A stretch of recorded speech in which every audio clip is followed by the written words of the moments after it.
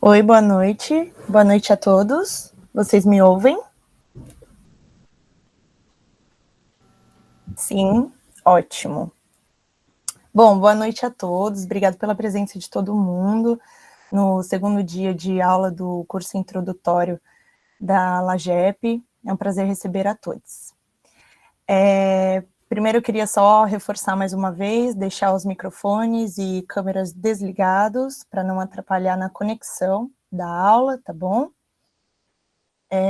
Meu nome é Natália Petrolina, eu faço parte da diretoria da Liga, eu também sou aluna da Unifesp, do curso de enfermagem. Eu queria estar apresentando a nossa primeira palestrante, que é a doutora Lara Miguel. Ela é docente médica da Escola Paulista, ela fez doutorado na escola, ela fez o mestrado dela também na Unifesp, ela tem o título de especialista pela Sociedade Brasileira de Geriatria e Gerontologia, e ela coordena um ambulatório de idosos longevos e coordena um ambulatório conjunto de geriatria e psiquiatria lá da Escola Paulista de Medicina. Eu vou passar a palavra para ela, e ela pode falar mais um pouquinho sobre ela, tá? Olá, boa noite a todos. Fico super feliz de participar. Fiquei super feliz com o convite de vocês. Parabéns aí pela iniciativa, né, de fundar a Liga. A gente fica muito feliz, né, de ver que mais pessoas estão interessadas em envelhecimento no nosso campus, né?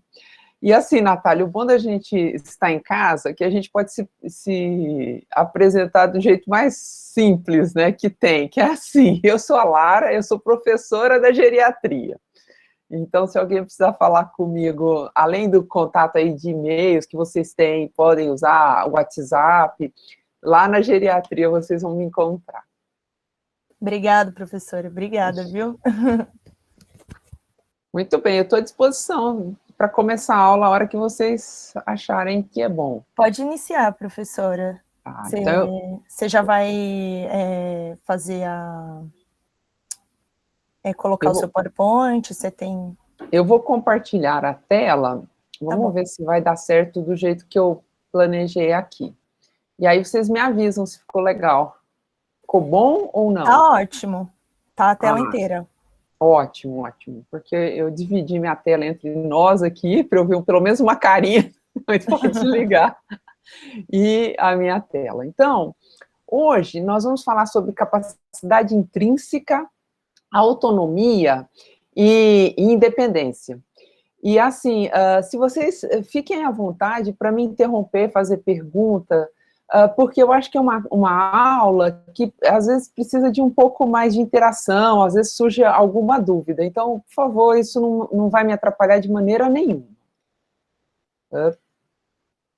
Então, eu imaginei assim, eu poderia começar a falar sobre saúde, sobre envelhecimento, mas achei que seria melhor para quem está me vendo, me ouvindo, ver exatamente sobre o que é capacidade intrínseca. Esse é um conceito assim, ó, fundamental para quem planeja, quem gosta e quem quer trabalhar com o paciente idoso. Porque a capacidade intrínseca são as capacidades próprias do idoso, aquela condição física, mental, que vai apoiar aquele idoso na sua vida diária, nas tarefas que ele precisa fazer, naquilo que ele quer fazer. E é interessante que esse conceito traz também a ideia, aquilo que é importante e que confere bem-estar sob o ponto de vista do próprio idoso. E na nossa aula, a gente fala de autonomia e independência.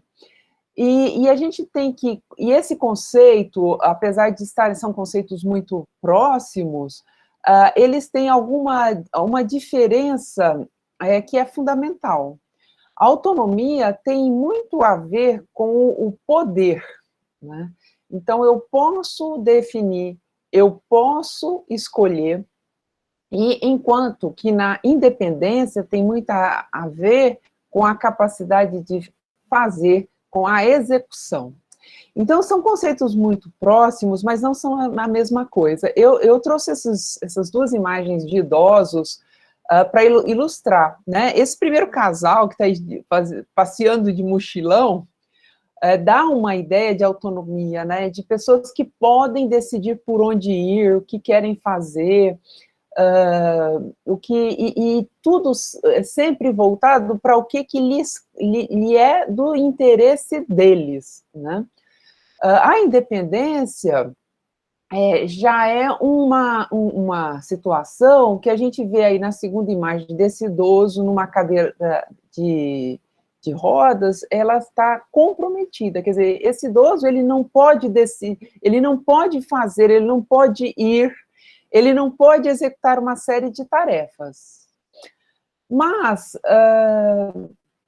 apesar dessa imagem nos remeter à ideia de que esse idoso, além de não ter independência, ele também não tem autonomia, ele não tem a capacidade de decisão, ele não tem seus desejos respeitados, nem sempre é assim. Eu tive a oportunidade de cuidar de um senhor e ele conseguia mexer os olhos com muita dificuldade, algumas palavras, e conseguia mexer o membro superior direito. E com essa pouquíssima movimentação que ele tinha, ele conseguia definir as coisas que ele queria, se ele queria. E dar um exemplo prático, foi uma situação que a gente queria interná-lo, porque ele estava com um quadro de infecção, e ele falou, hoje não, eu não quero hoje, eu vou amanhã. E era fim de tarde, e realmente a gente deixou a internação para outro dia, a gente achou que daria, e conversamos com ele e com a filha, e assim ficou definido. Então, era um idoso que, apesar de muito dependente, tinha autonomia. Então, a autonomia tem com a capacidade de fazer essas decisões, e isso é muito amplo, porque tem a ver com cultura, tem a ver com conhecimento, tem a ver com ambiente. Então, existem ambientes que não permitem que a pessoa tenha autonomia. Esse ambiente pode ser ruim do ponto de vista de autonomia por uma questão política, por exemplo, mas ele pode ser ruim por uma questão de arranjo familiar. Tem alguém ali naquela casa, naquela família, que tira a autonomia de todo mundo, né? Bom, aí a gente começa a pensar, né, nesses conceitos filosóficos até tão amplos, né? Qual é a autonomia que cada um precisa? Qual é a independência que cada um precisa? Então, como o foco é bem-estar, como o foco é a percepção de cada um, isso pode ser diferente entre uma pessoa e outra. Mas quando a gente vai cuidar do paciente idoso, a gente precisa de ter alguns parâmetros para a gente não se perder no cuidado que a gente vai oferecer, porque a gente precisa decidir o que eu posso oferecer para aquele idoso. Então, a gente precisa de alguns parâmetros. Então, nesta aula, a gente vai conversar um pouquinho sobre que parâmetros nós temos para poder cuidar de um paciente idoso, considerando a autonomia e a sua independência. Bom, nós temos o conceito de capacidade intrínseca. Capacidade intrínseca são todas as capacidades físicas e mentais, são as características físicas e mentais daquele idoso para ele desempenhar as tarefas e viver seu dia a dia.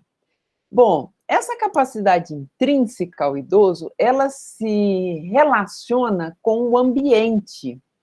E nessa interação, capacidade intrínseca, capacidade física e mental de cada um, individual, com um ambiente que é coletivo, a gente tem a capacidade funcional. Capacidade funcional tem a ver com sobrevivência, ou seja, suas atividades básicas serem atendidas, tem a ver com autonomia, com independência, com mobilidade, com participação social. Então, quando eu falo em capacidade funcional, eu estou falando já em um resultado da condição física e mental de cada um com o ambiente onde esse ser, essa pessoa vive.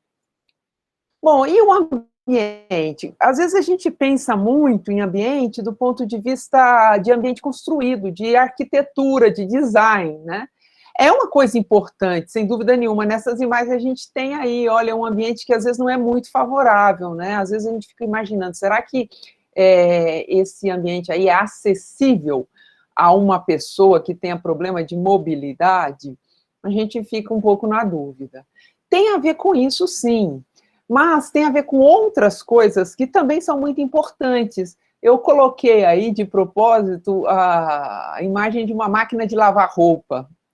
Porque ambiente tem a ver com serviços. Se uma pessoa reside em um local que ela tem mais acesso a determinados serviços, ela pode ter uma boa capacidade funcional, uma boa autonomia, independência, mesmo com algum déficit na sua capacidade intrínseca.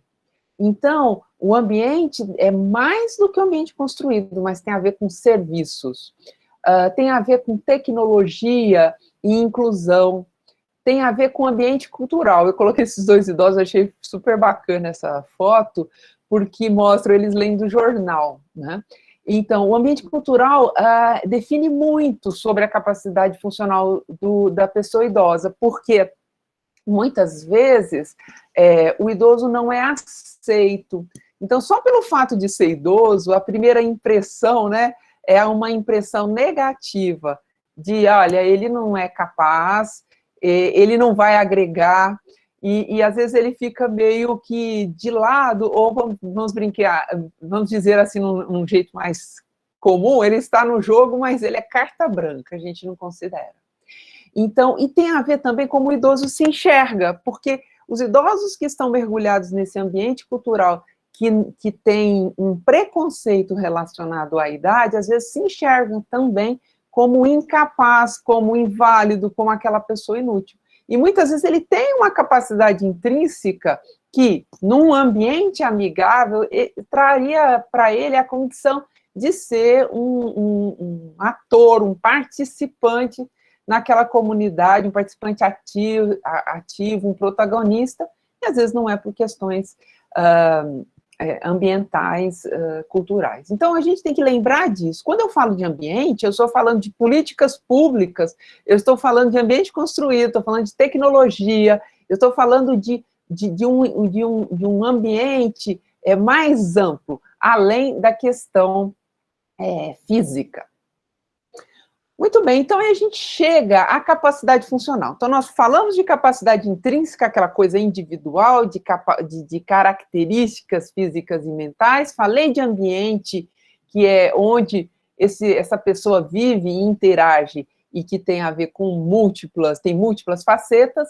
E aí a gente chega à capacidade funcional. A capacidade funcional são todos os atributos relacionados à saúde que permitem as pessoas serem e fazerem o que tem razão para valorizar. Olha só que interessante isso, né? Quer dizer, são características da saúde que permite que aquela pessoa consiga fazer o que ela acha importante, o que tem valor para ela. Então, é um conceito também que se apoia na capacidade intrínseca e no ambiente, mas também na percepção de valor daquele nosso paciente idoso. E aí, eu dou uma parada para voltar num conceito mais amplo, né? Eu estava lendo um autor, né, que falou que em 1946 a Organização Mundial de Saúde descobriu o nirvana da saúde, né? Porque ela coloca a saúde como um estado de completo bem-estar físico, mental e social, e não apenas a ausência da doença. Então, ficou um conceito bastante amplo, né? Esse autor, e aí vale a pena olhar, eu comprei o e-book, fácil de ler, um valor fácil, não é caro, que ele fala o que é saúde, e esse autor vai discutindo sobre saúde, sobre diferentes aspectos, como um valor, como uma medida para você melhorar, e ele entra, né, nesse conceito tão amplo que a Organização Mundial de Saúde colocou em 1946.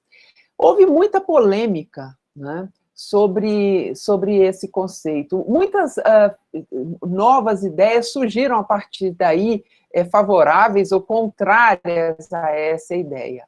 Porque é um conceito que traz saúde como um estilo de vida, como um ambiente, tem a ver com assistência à saúde, à alimentação, renda, escolaridade, moradia, transporte, lazer e autonomia. Mas tem um problema. Qual a dificuldade prática para operacionalizar o conceito no dia a dia do profissional de saúde? Então, como que eu vou olhar tudo isso? É claro que a gente não vai olhar tudo isso todas as vezes, a gente vai ver e vai abordar, vai intervir em algumas facetas, mas é importante a gente ter essa consciência de que... Opa, aconteceu algum problema? Alô? Oi? Eu acho que... Lara, eu acho que alguém começou a compartilhar. Peraí, deixa eu ver se eu consigo tirar. Alguém deve ter apertado errado. Acho que foi a Heloísa.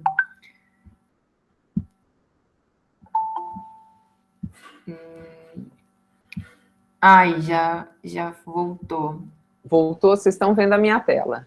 Todo mundo consegue ver a tela, pessoal? Não? Sim, sim. Tá bom. Desculpa, Lara. Não, algumas pessoas estão falando não, eu acho que eu vou... deixa eu ver como é que eu faço. Vê se voltou, eu tentei fixar a tela. Professora, na verdade sua tela está aparecendo, é que às vezes as pessoas estão olhando a fotinho de outra pessoa, sabe? Quando você tem que ver para fixar. Ah, fixou. Então, dá uma rodadinha e fixa Fixar, que significa passar o controle em cima da janelinha, e aí tem tipo um alfinetinho, é só clicar em cima, eu penso que dá certo. E aí todo mundo consegue ver a tela da professora.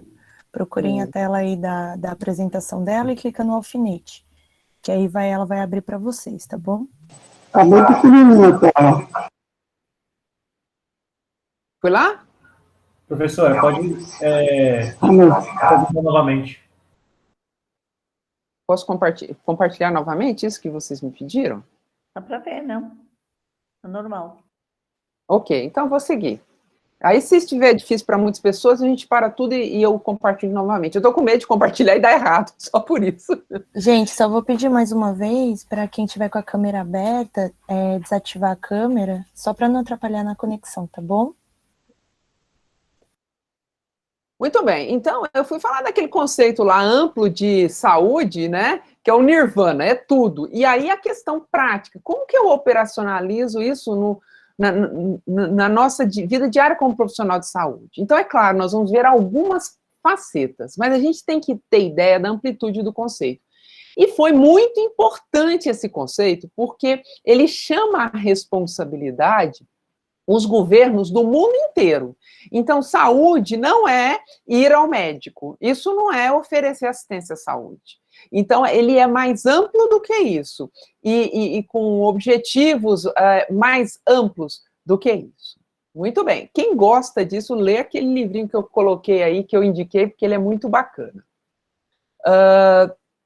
Bom, e aí... Dentro desse conceito super amplo, a gente pergunta, quem seria um idoso saudável? Será que existe um idoso saudável?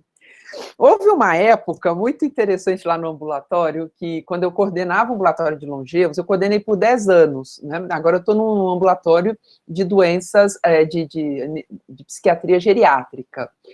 Bom, lá no nosso ambulatório dos longevos, assim, várias pessoas iam fazer tese de mestrado, doutorado, TCC, e falaram assim, então, eu estou precisando de entrevistar alguns idosos saudáveis, né? Então, quem é esse idoso saudável? Porque lá no nosso conceito fala assim, ó, saúde são várias coisas e não é somente ausência de doença. E é muito, assim, raro, viu, pacientes muito idosos sem doença nenhuma. Existem aqueles sem doença nenhuma, mas não é o mais frequente, né? Então, esse conceito amplo de saúde, ele é bem desafiador para as pessoas idosas, né?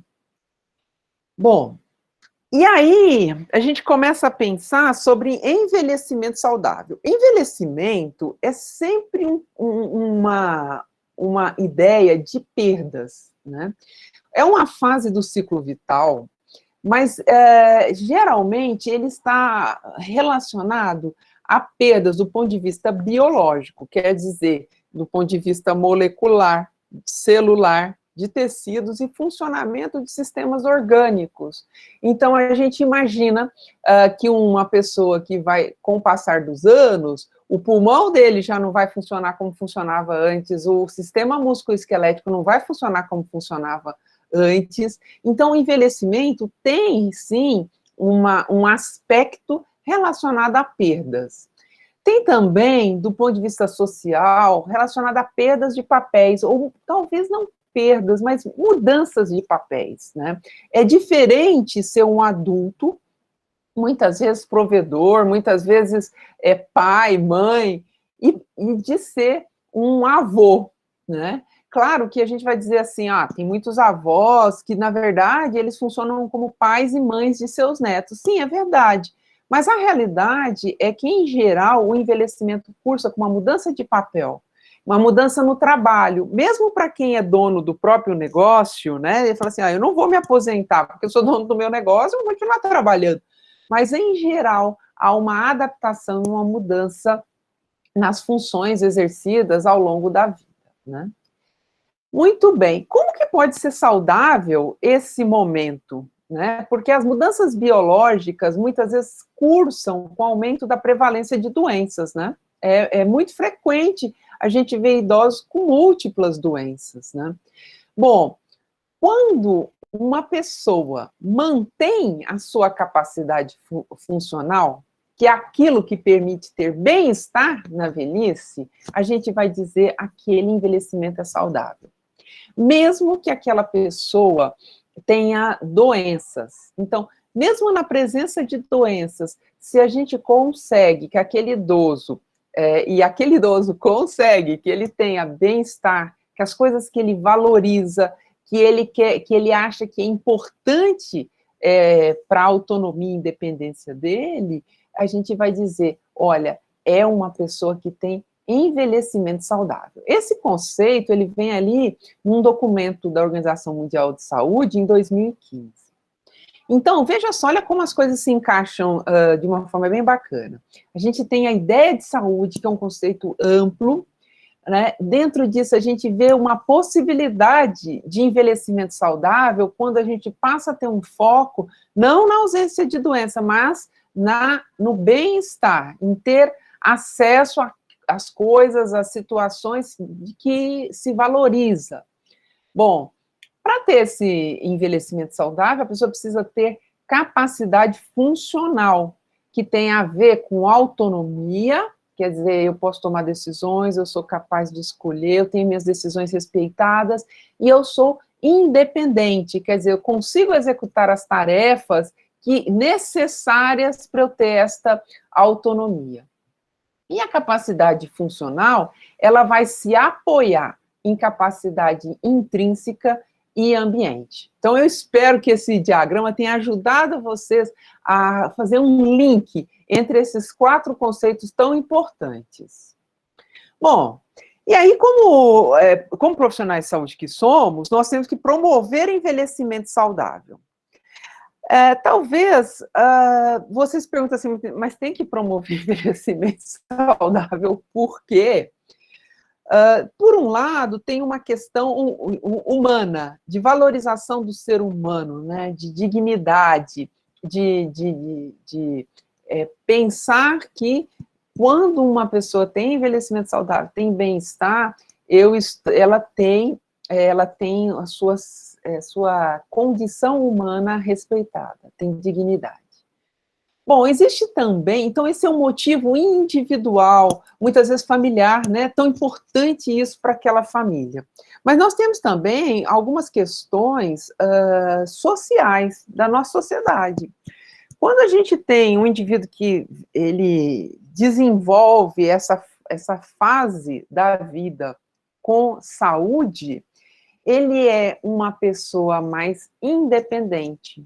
E os recursos de saúde necessários para provê-lo com dignidade, com atenção, eles podem ser usados com outros idosos que talvez possam precisar mais. Isso é um jeito muito simples de falar sobre um conceito que vocês já devem ter tido oportunidade de ter contato, que é da transição demográfica e a transição epidemiológica.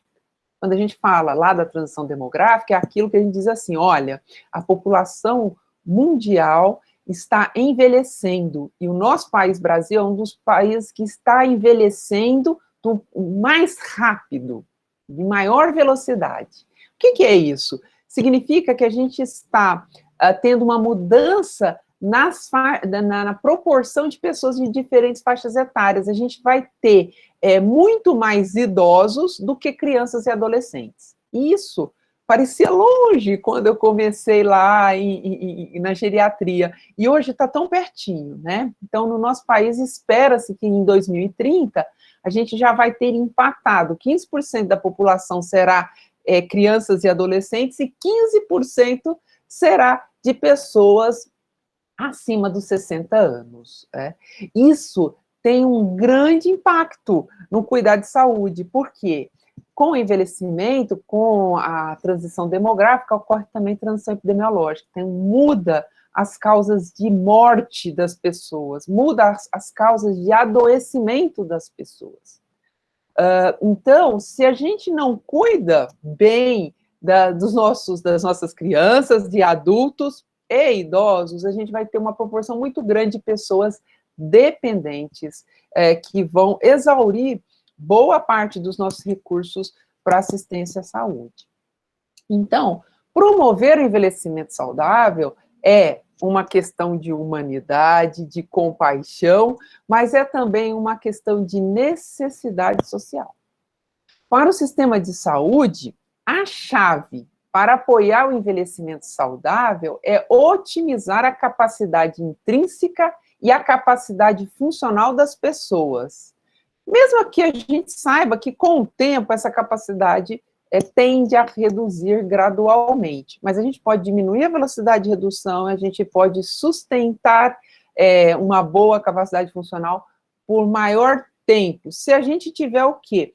Um bom investimento para manter a capacidade intrínseca das pessoas, as capacidades físicas e mentais. E também se a gente trabalha o ambiente. Quer dizer, importantíssimo, o nosso bairro é conhecido como o bairro amigo do idoso. E o nosso hospital também, o Hospital São Paulo. E o que é isso? Isso é um esforço, faz parte de um plano que começa em 2015 na Organização Mundial de Saúde, de promover ao redor do mundo de ambientes amigáveis aos idosos, para que eles possam ter mais autonomia e independência nesses locais. Quando a gente fala em otimizar a capacidade intrínseca do paciente idoso, a gente se depara em dois pontos, assim, principais. Primeiro, que a gente precisa avaliar. Como que você vai melhorar uma coisa que você não sabe como está, sem fazer um diagnóstico? E aí, quando você fala assim, Lara, mas você vai avaliar a capacidade intrínseca, o que é que, na verdade, você está avaliando? Porque você falou capacidades físicas, mentais, isso pode ser muita coisa. Bom, e o outro ponto é como que se avalia. Então, o que é que eu vou avaliar quando eu falo que eu vou avaliar a capacidade intrínseca e como que se avalia? Outra questão importante é sobre intervir, sobre abordar. Como que vai uma abordagem? Quando que eu tenho que abordar? Será que é todo idoso, assim, fez 60 anos, toca lá um sininho, vira uma chavinha e agora eu vou fazer uma abordagem para envelhecimento saudável? Será que é igual para todo mundo? É claro que vocês já sacaram, né, que é diferente, porque as pessoas são diferentes e têm necessidades diferentes. Mas vamos seguir um pouquinho mais a aula e a gente pode ir conversando sobre essas questões. Eu percebi que tem algumas mensagens no chat. Se alguém quiser falar, trazer uma pergunta, fique à vontade, né? Às vezes é difícil a gente ler a mensagem ao mesmo tempo que está falando, viu?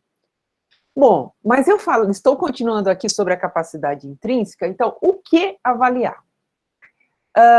Em 2017, tem a publicação desse paper que eu cito aqui, esse artigo, inclusive a autora principal é uma brasileira, sobre como que eu vou fazer que esse conceito fique possível de ser executado na hora que você está cuidando do paciente idoso, né?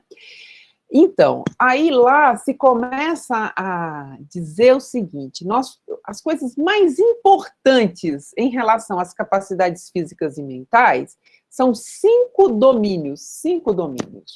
Então, é a capacidade locomotora, a vitalidade, a capacidade psicológica, a capacidade cognitiva e a capacidade sensorial. Capacidade sensorial, basicamente, a gente está aqui falando de capacidade visual e capacidade auditiva. Na vitalidade, tem uma série de coisas que contam, que são importantes, questões hormonais, imunológicas, mas tem algo que é central aí, que é a parte nutricional. E aí entra um aspecto muito importante, que é a parte do sistema muscular. Por quê? Por 2 problemas que comprometem muito a capacidade intrínseca e tem um grande impacto na capacidade funcional, é a síndrome da fragilidade e a sarcopenia, que é hoje uma doença. Então, isso aí a gente vai abordar lá em vitalidade. Bom, a capacidade cognitiva tem a ver com as questões do intelecto. Quando é que eu tenho que intervir? Então, é claro, é possível a gente falar que a gente interfere desde da primeira infância, lá, desde o bebê, na hora que a gente está promovendo nutrição adequada, na hora que os estímulos para o desenvolvimento, escola, né, que tem uma grande influência na cognição lá na terceira idade, escolaridade. Mas isso aí ficaria muito amplo para o profissional que está ali trabalhando com o idoso. Quer dizer, no nosso serviço de saúde, qual vai ser o nosso cliente? Vai ser o paciente idoso. Quer dizer, esse momento inicial do ciclo da vida, ali, infância, juventude, vida adulta, ele já foi superado, vamos assim dizer, e nesse novo ciclo, eu estou ali diante do idoso. Então, nesse momento, quando que é todo idoso? Então, a proposta é que a gente aborde quando a gente perceba que existe um comprometimento ou um risco relevante de comprometimento. Essa é uma forma da gente otimizar recursos, né?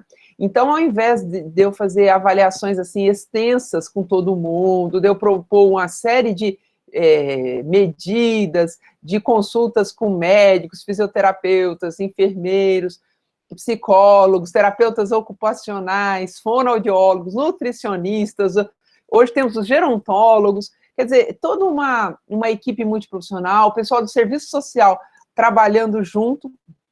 Ao invés de a gente oferecer tudo para todos, em geral, a proposta é que a gente comece naquele momento em que há um declínio da capacidade funcional e da capacidade intrínseca.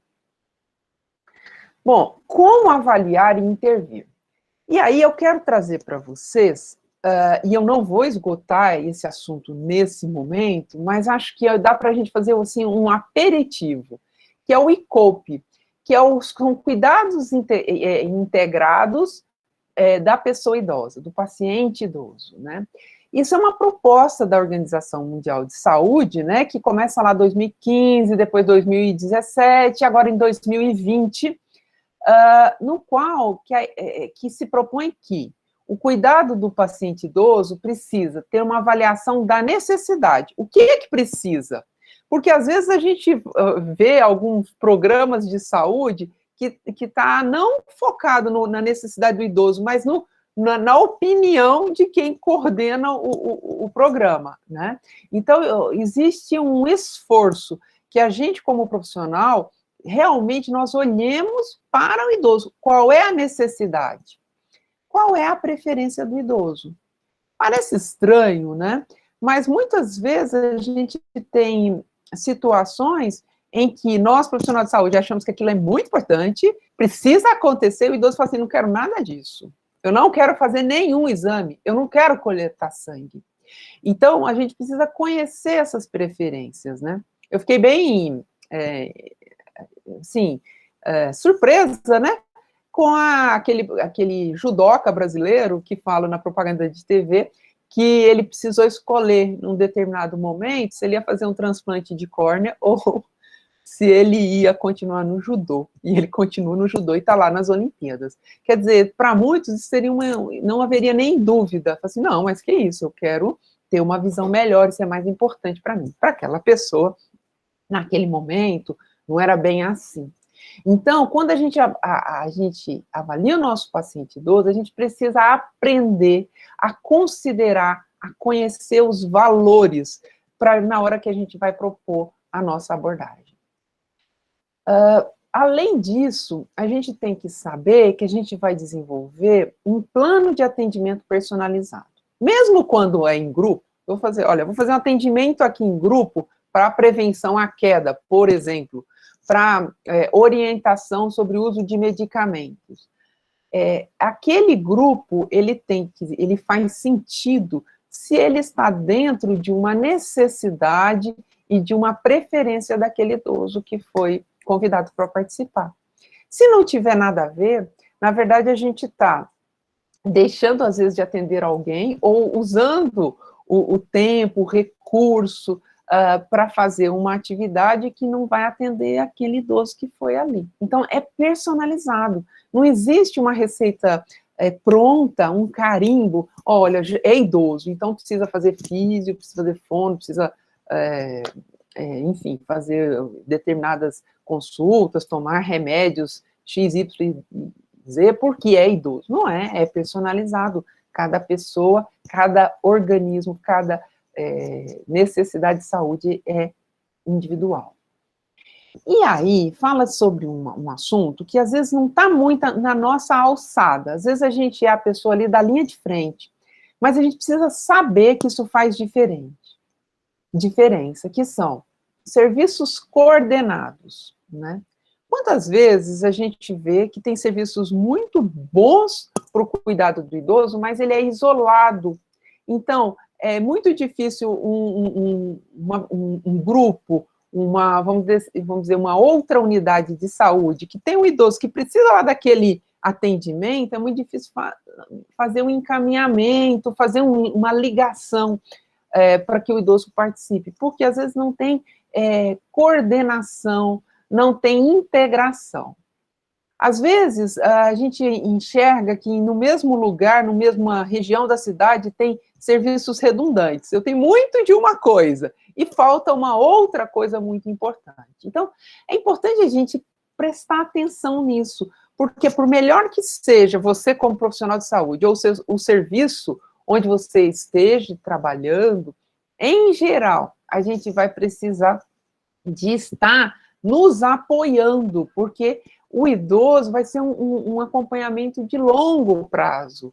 Então, é muito comum, vai ficar um tempo em um lugar, mas esse idoso vai precisar depois de ter um apoio, um acompanhamento, um gerenciamento de longo prazo. Então, é importante haver serviços coordenados e orientados. E aí, qual é a linguagem comum? A linguagem comum é manter capacidade intrínseca e capacidade funcional, né? E aí traz uma coisa assim, ó, que com a transição demográfica foi se tornando cada vez mais importante, que isso seja acessível ao nível primário, ao nível da comunidade. Então, nós teremos, sim, serviço como o nosso, que é um serviço que está dentro de uma estrutura terciária, complexa, como é o Hospital São Paulo. Então, é importante ter esses centros de referência, centros modelos, de formação de profissionais, de desenvolvimento de pesquisa e de novos conhecimentos. Mas a gente tem que ter a visão que o profissional, qualquer que seja ele, profissional de saúde, lá no posto de saúde, lá no ambulatório, lá no atendimento primário, que ele seja capaz de avaliar o idoso, perceber onde são as necessidades e propor uma abordagem, pelo menos inicial. Às vezes, ele vai precisar de referenciar, e aí a importância da coordenação, para que se dê continuidade àquele serviço. E o serviço que faz a referência, muitas vezes vai precisar dar contra-referência. Olha, agora nós trabalhamos, foi muito legal, mas você vai voltar lá para o seu posto de saúde. Isso não deveria ser um problema. A gente sabe que na prática causa muita apreensão, né? Será que lá naquele outro serviço a pessoa vai receber um atendimento mesmo, que vai ser bom e tal? Mas a gente tem que trabalhar para que a gente não tenha mais essa apreensão, esse sofrimento, né? Que seja possível a gente, como unidade terciária, secundária, apoiar a unidade primária, e a unidade primária nos apoiar recebendo os pacientes que a gente já trabalhou. Então, vamos dizer assim, vamos organizar a nossa mente aqui, né? Vamos falar que a gente tem etapas para fazer esse atendimento, esse cuidado integrado da saúde da pessoa idosa, que é uma triagem para as perdas na capacidade intrínseca. Olha, pense bem, quando eu falo de capacidade intrínseca, eu falei de 5 domínios que são amplos. Dentro de cada domínio desses, tem diferentes possibilidades. Então, não quer dizer que a gente vai avaliar 100%, senão a gente vai ficar horas, né, com cada paciente só para avaliar. A ideia é assim, eu vou usar uma peneira para separar aquelas pessoas que já têm um indício ou um risco, que tem um problema específico em um ou mais de um dos domínios. Essa avaliação, a gente diz assim, tem que ser centrada na pessoa. O que significa isso? Significa que, mais do que o que eu acho importante como médica, é o que a pessoa acha importante, né? Então, a gente tem que aprender, dentro do nosso tempo, que às vezes é exíguo, a conhecer o desejo e o valor do paciente, né? Porque senão acontecem umas coisas meio estranhas, né? Quantas vezes você já deve ter visto, assim, o indivíduo marca uma consulta para um atendimento, quando ele chega lá, ele fala, não, eu não quero esse negócio de vir aqui toda semana fazer 1 hora de exercício, não, eu moro longe, não quero. Quer dizer, o que faltou? Bom, faltou o seguinte, alguém lá avaliou aquele paciente, propôs uma abordagem, mas não conversou com ele sobre um valor para ele, que é importante, quer dizer, o quão distante, o quão difícil é chegar no serviço de saúde. Eu vivi isso muito, né, quando eu trabalhei no Lar Escola São Francisco, né, nós tínhamos lá um serviço de reabilitação gerontológica, né, que muitas vezes a pessoa era avaliado por uma equipe multiprofissional, muito bacana, ela gostava, mas ela falava assim, olha, eu não tenho ninguém para me trazer, eu não tenho como vir. Então, foi uma proposta que não foi centrada na necessidade e na possibilidade daquela pessoa idosa. Avaliar o domínio prejudicado, e aí entra a importância de gerenciar as doenças crônicas e a polifarmácia, e avaliar ambientes sociais e físicos. Não é que a gente vá fazer uma avaliação, assim, profunda sobre todos os lugares. Só um minuto, eu vou ter que ligar aqui o meu fio, que eu me esqueci do computador, mas é rápido. Então, não é que a gente vai, né, todas as vezes eu vou conseguir fazer uma avaliação ambiental, como que é a casa de todos os pacientes idosos, porque estou preocupada com quedas. Nem sempre isso vai ser possível, mas a gente precisa ter sempre um conhecimento básico, inicial, mínimo, se a gente quiser abordar. Se eu não sei como que é a casa, como que é a rotina daquele paciente, daquela pessoa, se eu não sei em quem ele pode se apoiar, se ele precisar de um cuidador, se ele precisar de uma ajuda para alguma função alguma atividade, para tomar remédio, para fazer uma compra, para fazer uma comida, se eu não, será que ele consegue fazer essa comida? Então, às vezes eu vou propor intervenções que vão ser inócuas, né, que não vão causar nada, porque o paciente não consegue ter acesso àquilo, o ambiente social dele não permite. Então, a gente tem que pensar algo que contemple esse problema. E muitas vezes a gente vai realmente encontrar barreiras, e a gente vai trabalhar dentro do que é o melhor possível. E quando possível, a gente vai gritar e reclamar para melhorar esse ambiente físico e social. E todas as necessidades de apoio, né? Então, a gente pode ter uma rede de apoio na comunidade, que às vezes é composto pelo agente de saúde do posto de saúde, às vezes é composto por um clube, uma igreja. Então, além da família mais próxima, às vezes esse paciente tem vizinhos e pessoas que podem apoiar, e é importante conhecer isso. Agora, já partindo para o final, eu vou falar das ferramentas de avaliação. Eu quero mostrar a primeira etapa do ICOPE, e também quero mostrar um outro instrumento, que é a TAGA.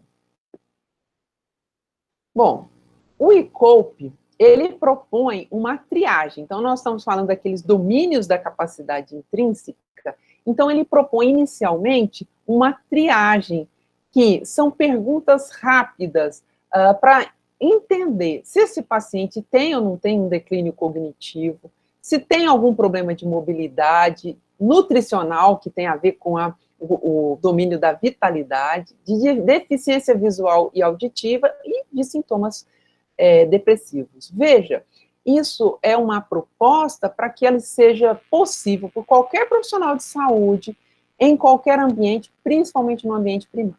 Bom, e aí, deu problema? Bom, se tem um problema nesse domínio, é o momento da gente aprofundar. Então, quem vai ser o profissional que vai melhor avaliar aquela situação, que vai melhor integrar esses conhecimentos, e onde vai ser, em qual local vai ser a melhor abordagem? Será que vai ser na UBS? Será que vai ser num centro de reabilitação? Então, esse é um instrumento muito acessível, né? E eu recomendo que vocês depois deem uma olhada. Se você consegue olhar para um paciente idoso, na hora que ele chegar ali na sua prática, e você consegue avaliar esses domínios dessa forma rápida, você já tem uma visão geral de como que esse idoso está na sua capacidade intrínseca, e aí fica mais claro se ele tiver um comprometimento na sua capacidade funcional, no desempenho de suas tarefas, onde é que está lá o problema pessoal, né, na saúde daquela pessoa que a gente pode intervir. E muitas vezes, né, a gente consegue expandir um pouquinho e melhorar o ambiente, pensando no ambiente geral, não só no ambiente construído. Esse outro instrumento é a TAGA, né? Ele foi desenvolvido por um geriatra e gerontólogo chamado Marlon Aliberti, né? A tese de doutorado dele em 2018. Ele propõe uma avaliação de 10 minutos. Então, em 10 minutos, a ideia é avaliar esses 10 componentes da capacidade funcional do paciente idoso, né? Então, ele tem a ver com suporte social. Então, a questão de moradia e cuidador, porque na hora de você definir uma conduta, isso pode ser importante. Uso de sistema de saúde. Então, o indivíduo que está precisando de várias vezes ao pronto-socorro, fazendo visitas não marcadas, não programadas, ele tem um problema, é sinal de problema. Quedas nos últimos 6 meses, polifarmácia, né? Qual o número de medicações de uso contínuo? Pacientes com o uso de muitas medicações tendem a ter mais complicações de saúde. Muitas vezes, algumas dessas medicações, o médico pode ir lá e modificar, trocar, suspender. Outras vezes não, elas são vitais, o paciente precisa usar. Então, a gente vai conviver com a polifarmácia, não pensando que ela é inócua, ela traz problemas, mas às vezes o custo de você suspender a medicação é muito maior e o benefício é manter a medicação.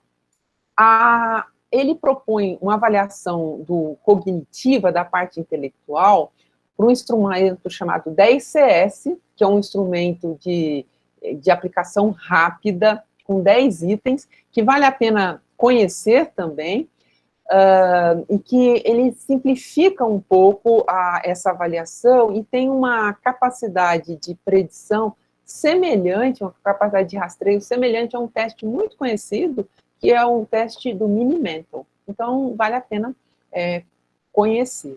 Autopercepção de saúde, o que o idoso pensa de si mesmo, isso aí nós sabemos que o idoso que pensa que a sua saúde está boa, mesmo que a gente ache que esteja ruim, ele tende a ter desfechos melhores do que aquele que acha que a saúde que acha que a sua saúde está ruim. Então, a percepção, o que ele pensa da sua saúde, ele é um fator que prediz e que tem impacto em desfecho, né, que nos dá um indicativo de desfecho.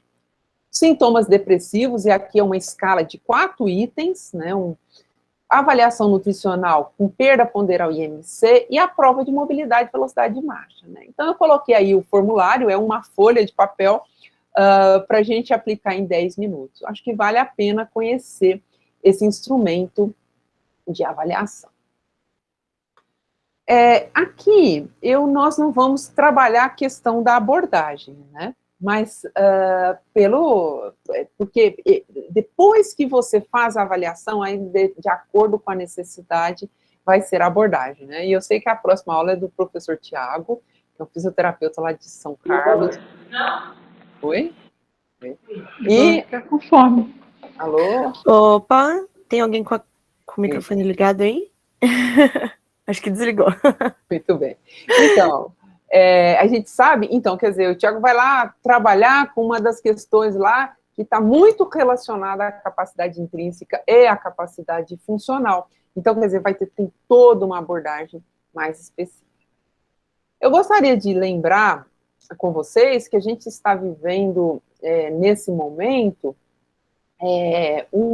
a década do envelhecimento saudável, e que a OMS propôs, de 2016 a 2030, um plano de ação. É muito bacana, tem muito material produzido sobre isso, e a gente tem muito material também falando dessa década de envelhecimento saudável, que é 2020 a 2030, que tem 4 objetivos principais, que é mudar a forma como a gente pensa, como a gente sente e como a gente age em relação ao envelhecimento.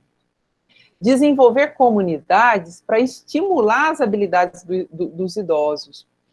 E aí a gente preparar para a prestação de cuidados de saúde, serviços de saúde primários, ali já no início, acessíveis, que atenda à necessidade do idoso.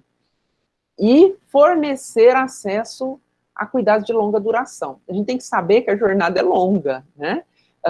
Uma pessoa de 60 anos que vai falecer aos 90, quer dizer, ela tem aí 30 anos nessa fase do ciclo vital. Então, a gente tem que pensar de que o nosso sistema, o nosso país, precisa se preparar para fornecer esses cuidados de longa duração. Eu agradeço muito a todos vocês que me ouviram agora nesse fim de dia. Agradeço muito o convite, fico aberta a perguntas, se ainda der tempo, né, porque a gente está em cima do horário, mas eu estou disponível, e se precisar, faz contato comigo lá na disciplina, estou à disposição. Né? Muito obrigada.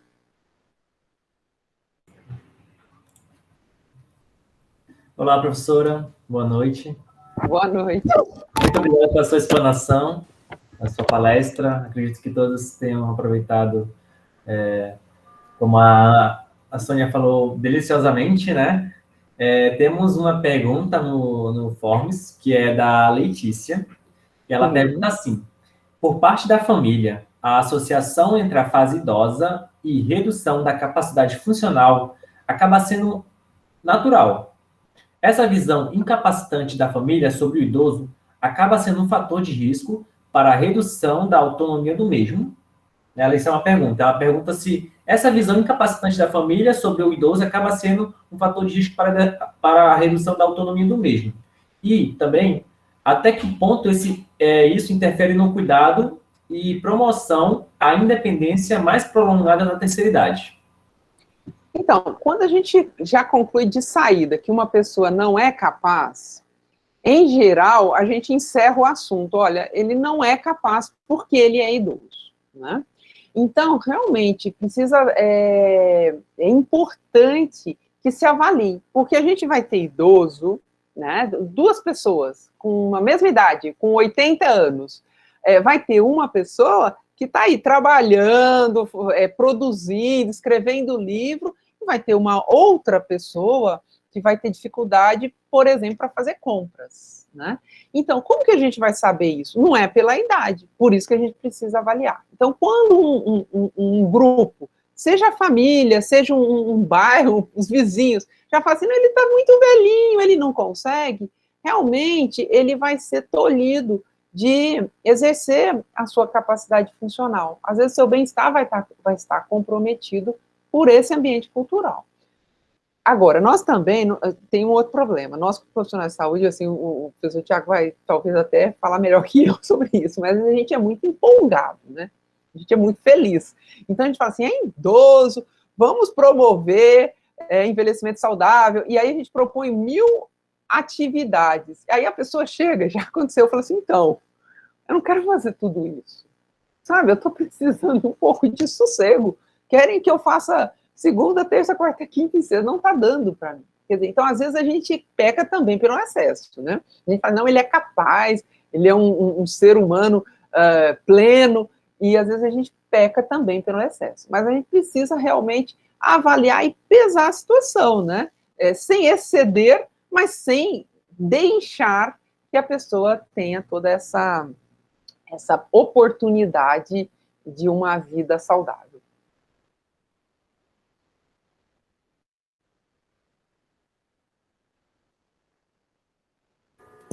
Bom, então acho que só tivemos essa pergunta. Doutora Lara, a gente quer agradecer muito a sua presença aqui, a sua aula foi muito elogiada, foi muito boa, e a gente espera que a gente possa ter muitos outros encontros juntos enquanto liga, né, Kel, né, pessoal? Muito obrigada mesmo, viu? Eu que agradeço, viu? Foi super bacana. Parabéns aí pela liga, né? Maior força para vocês terem assim uma atuação bem assim, profícua aí na universidade e que vocês também se formem, né? Profissionais que tenham muito gosto e muita alegria e empenho para cuidar dos idosos, né? Até porque pode ser que daqui a pouco eu precise, né? Então tem que cuidar bem de vocês. Com certeza, e a gente se inspira em você, pode ter certeza, né? Pode ter certeza. Muito obrigado, um beijo a todos, viu? Obrigada a você, beijo. Obrigada, beijos. Pessoal, então, continuando agora, a nossa segunda palestra vai ser do Alexandre, do Tiago Alexandre, né? E ele vai falar sobre envelhecimento musculoesquelético, sarcopenia e diapenia. Ele tem a graduação em fisioterapia pela Unital, lá de Taubaté. Fez um aperfeiçoamento em fisioterapia aplicada à cardiologia no Instituto Dante Pazanese de Cardiologia. Especialização em gerontologia pela Unifesp. Mestrado em reabilitação também pela escola. Doutorado em saúde pública pela Unifesp e pós-doutorado na University College London.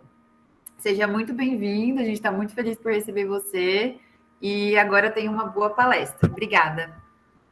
Olá, boa tarde. Boa tarde não, boa noite já a todos vocês. Eu quero, antes de mais nada, agradecer muito a oportunidade de estar aqui hoje na escola. A escola foi minha casa, uma das primeiras casas durante muitos anos, onde eu fiz a minha especialização e onde eu fiz o meu mestrado. Então, é uma alegria bastante grande estar aqui com vocês hoje e saber do tamanho da Liga de Gerontologia e de Geriatria da escola e conhecendo por dentro todo o trabalho da disciplina. Vi agora a Lara, com quem eu convivi muitos anos na disciplina, uma alegria ouvi-la falar.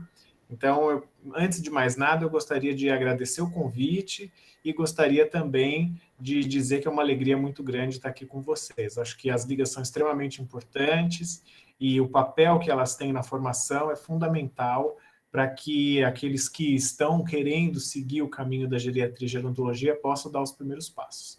Então, muito obrigado. Bom, como vocês sabem, eu sou professor aqui do Departamento de Gerontologia da Universidade Federal de São Carlos. Eu estou aqui desde 2014, então já faz 7 anos que eu estou aqui, e eu fui convidado por vocês para falar um pouquinho sobre envelhecimento músculo-esquelético, que é a minha linha de pesquisa. Eu venho trabalhando com isso já há muitos anos, e falar um pouquinho desse conceito de sarcopenia, de dinapenia.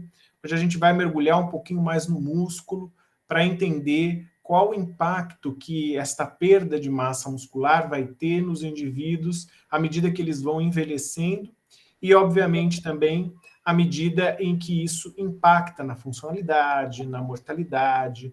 Então, nós vamos ver que esses conceitos de músculo, eles mudaram bastante nos últimos anos. E tem muita coisa nova acontecendo. Até formas de diagnóstico, formas de tratamento. Então, a gente vai conversar um pouquinho sobre isso. E eu dividi a minha apresentação em algumas partes. Né? Primeiro, a gente vai falar especificamente sobre o conceito de sarcopenia, o conceito de dinapenia, falando um pouco da epidemiologia, da fisiopatologia, dos mecanismos, das implicações e dos métodos diagnósticos. O que a gente tem hoje para fazer diagnóstico dessas duas entidades importantes dentro da gerontologia e da geriatria. Depois nós vamos discutir um pouco a obesidade, porque a obesidade ela tem uma relação muito intrínseca com a sarcopenia e com a dinapenia. Uma coisa que nós não achávamos que era tão evidente até 10 anos atrás, hoje nós estamos cada vez mais atentos àquele indivíduo idoso que está com excesso de peso e que pode estar sarcopênico e pode estar dinapênico, porque nós tínhamos uma preocupação excessiva e, claro, muito justificada, com aqueles indivíduos que tinham baixo peso, né, ou que estavam em desnutrição. Mas agora a gente também tem que se preocupar bastante com os indivíduos que são obesos, e nós sabemos que nós temos uma verdadeira epidemia de obesidade no mundo todo. Em seguida, nós vamos discutir essa relação de massa e força. O que a gente tem de evidência científica no sentido de desfecho negativo? Qual é pior? E, por fim, a gente vai falar de intervenções. Quais são as recomendações que nós temos hoje na literatura para tratar esses pacientes idosos que podem apresentar sarcopenia, dinapenia e a obesidade no meio dessa história toda. Tá bom? Bom, primeiro, do ponto de vista epidemiológico, a gente não pode esquecer que a partir dos 30 anos de idade, mais ou menos, nós já começamos a ter uma importante perda de massa muscular. Essa perda de massa muscular ela vai acontecer em alguns mais rapidamente, em alguns mais lentamente. E isso vai depender de uma série de fatores, sejam eles extrínsecos ou intrínsecos. E é importante a gente pensar também que essa perda de massa muscular ela vai acontecer aí em torno de 1/4 da massa muscular será perdida no período entre os 40 e os 70 anos de idade. Isso é bastante músculo. E nós tínhamos uma ideia até uns 15 ou 20 anos atrás de que o músculo tinha uma função exclusiva de mobilização de articulação. E nós sabemos, principalmente o músculo estriado esquelético.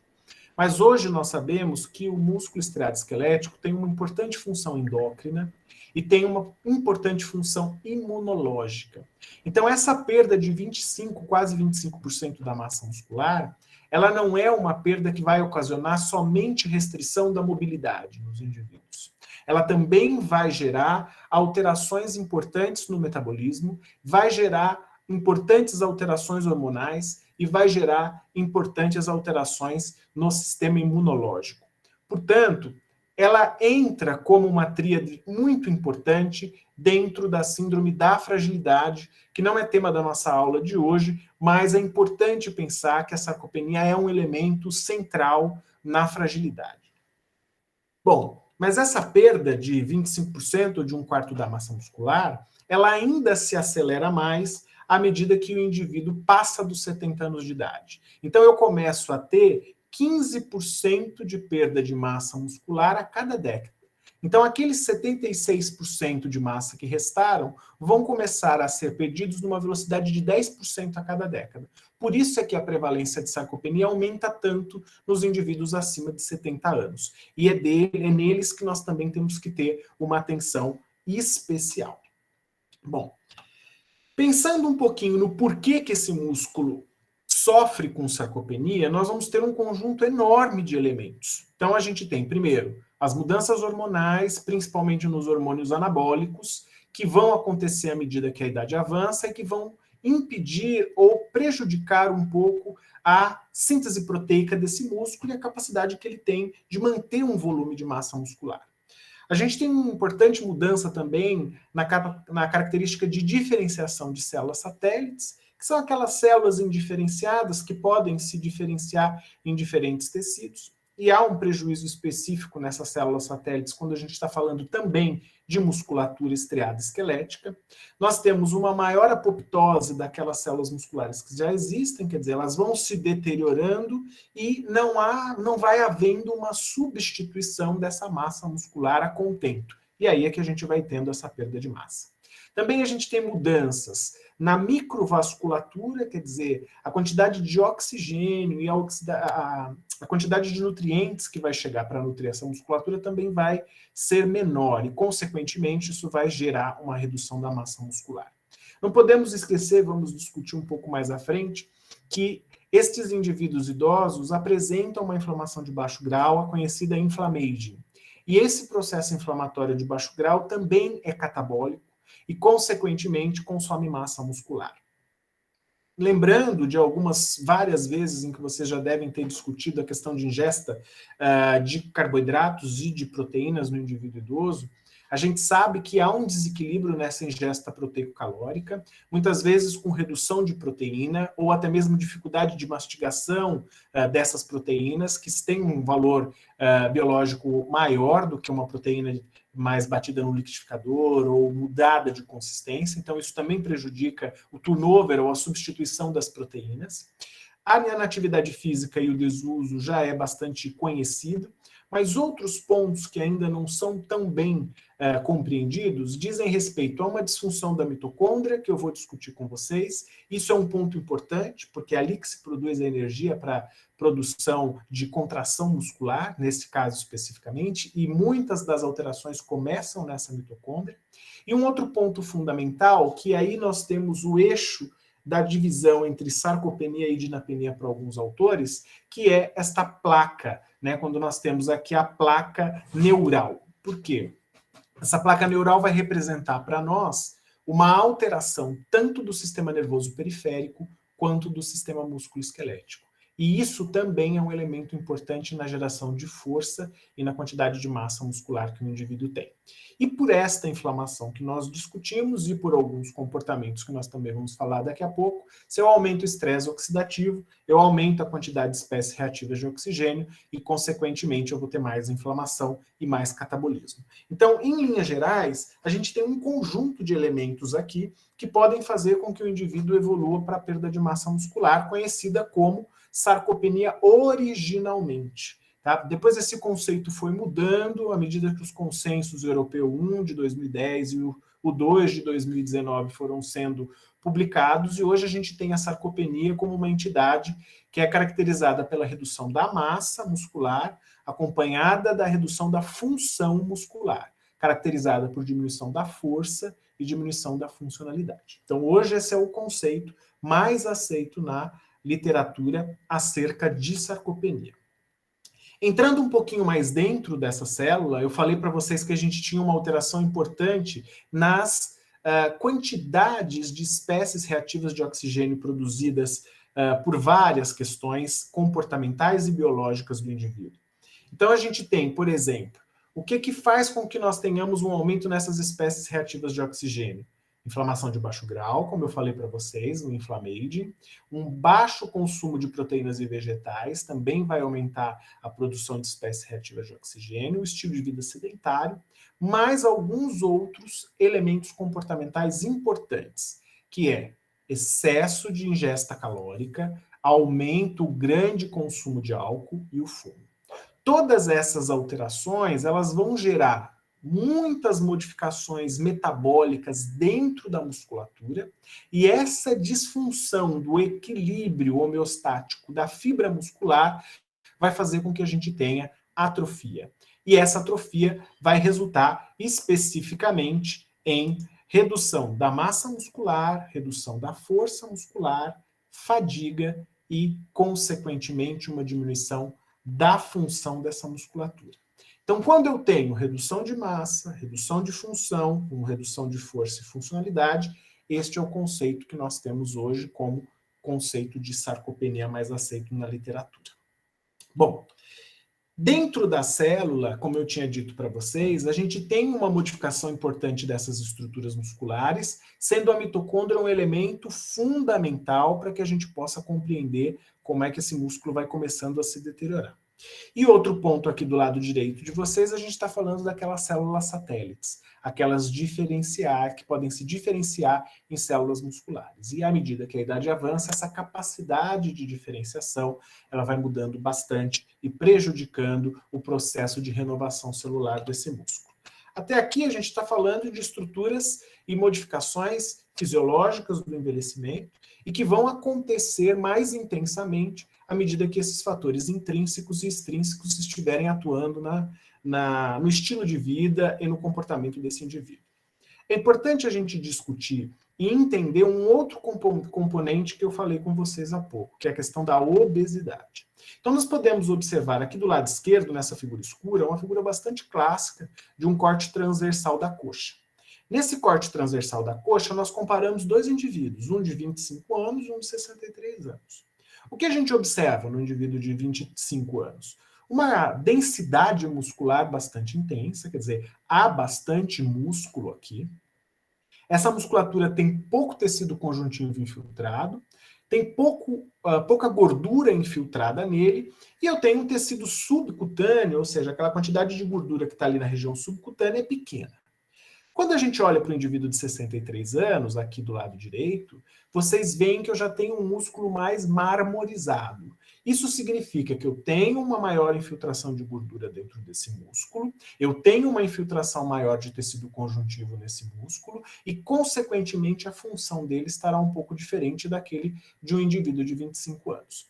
E um outro detalhe que eu gostaria de mostrar para vocês, porque nós vamos discutir mais à frente, é a quantidade de gordura subcutânea que eu tenho aqui para o indivíduo mais idoso. Então, eu tenho mais gordura subcutânea e, consequentemente, mais gordura dentro desse músculo.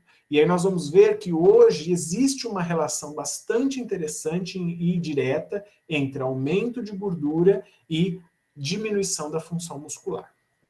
Aqui do lado direito, a gente pode observar isso do ponto de vista histológico. Eu tenho mais gordura dentro do tecido e infiltrado no tecido. E é óbvio que essa gordura, como não é músculo, prejudica a função muscular. Aumenta a atividade inflamatória, aumenta a atividade catabólica e intensifica o processo de sarcopenia e, consequentemente, que nós vamos ver mais à frente, intensifica o processo de redução, de geração de força nessa musculatura. Portanto, a gordura passa a ter um papel importante na saúde musculoesquelética, uma coisa que até então não era muito discutida. A sarcopenia primária é aquela que está relacionada ao processo do envelhecimento e não tem por trás dela nenhuma outra causa, mas a gente também tem, muito comumente, na população idosa, a sarcopenia secundária. Quer dizer, ela é causada por uma outra condição que está gerando a sarcopenia. E são vários os fatores de risco. Inflamação crônica, uma doença renal, uma doença cardíaca, uma insuficiência cardíaca, uma imobilização prolongada no leito, o diabetes, nós vamos discutir com muita intensidade o diabetes, as alterações hormonais, que vão ser muito comuns em indivíduos idosos, e os distúrbios vasculares. Então, além destas questões, outros fatores de risco, como, por exemplo, a polifarmácia, né? Outras alterações como disfunções nutricionais, então, ou porque o indivíduo não tem dentes para consumir proteínas, como eu mostrei para vocês, ou porque ele consome menos proteínas do que ele deveria. Então, alterações nutricionais também podem repercutir em sarcopenia e é um dos mecanismos mais importantes quando a gente vai discutir tratamento de pacientes com sarcopenia. Bom, como é que a gente faz para avaliar?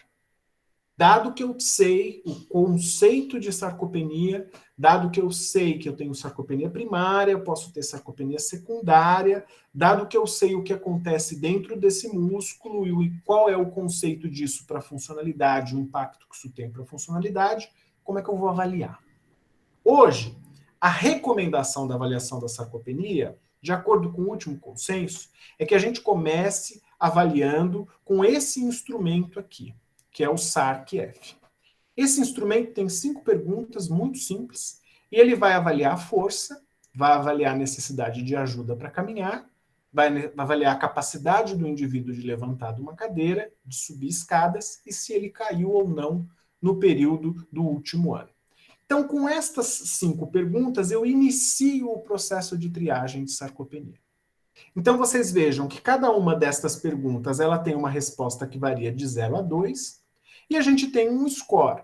Existe aqui, eu estou mostrando para vocês o score de 5, e existem artigos que falam do score de 4, tá?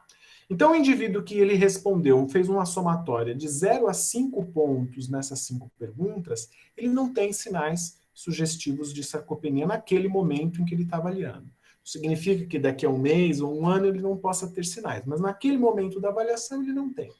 Se ele tem de 6 a 10 pontos, isso é sugestivo de sarcopenia e eu começo uma investigação mais aprofundada. Eu posso usar, então, o SARC-F ou eu posso iniciar a investigação da sarcopenia com o que a gente chama de suspeita clínica.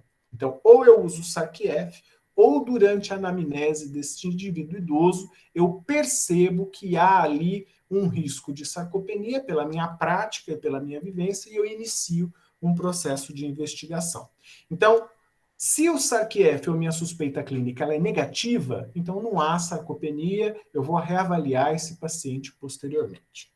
Se o SARC-F é maior que 5, 6, e ele é positivo, ou eu tenho suspeita clínica, é positivo ou presente para o SARC-F, eu vou passar para a primeira etapa da avaliação, que é a avaliação da força de preensão manual, com um dinamômetro que mede a força de preensão manual. Eu tenho outras possibilidades. Pode-se usar o teste de sentar e levantar da cadeira, por exemplo.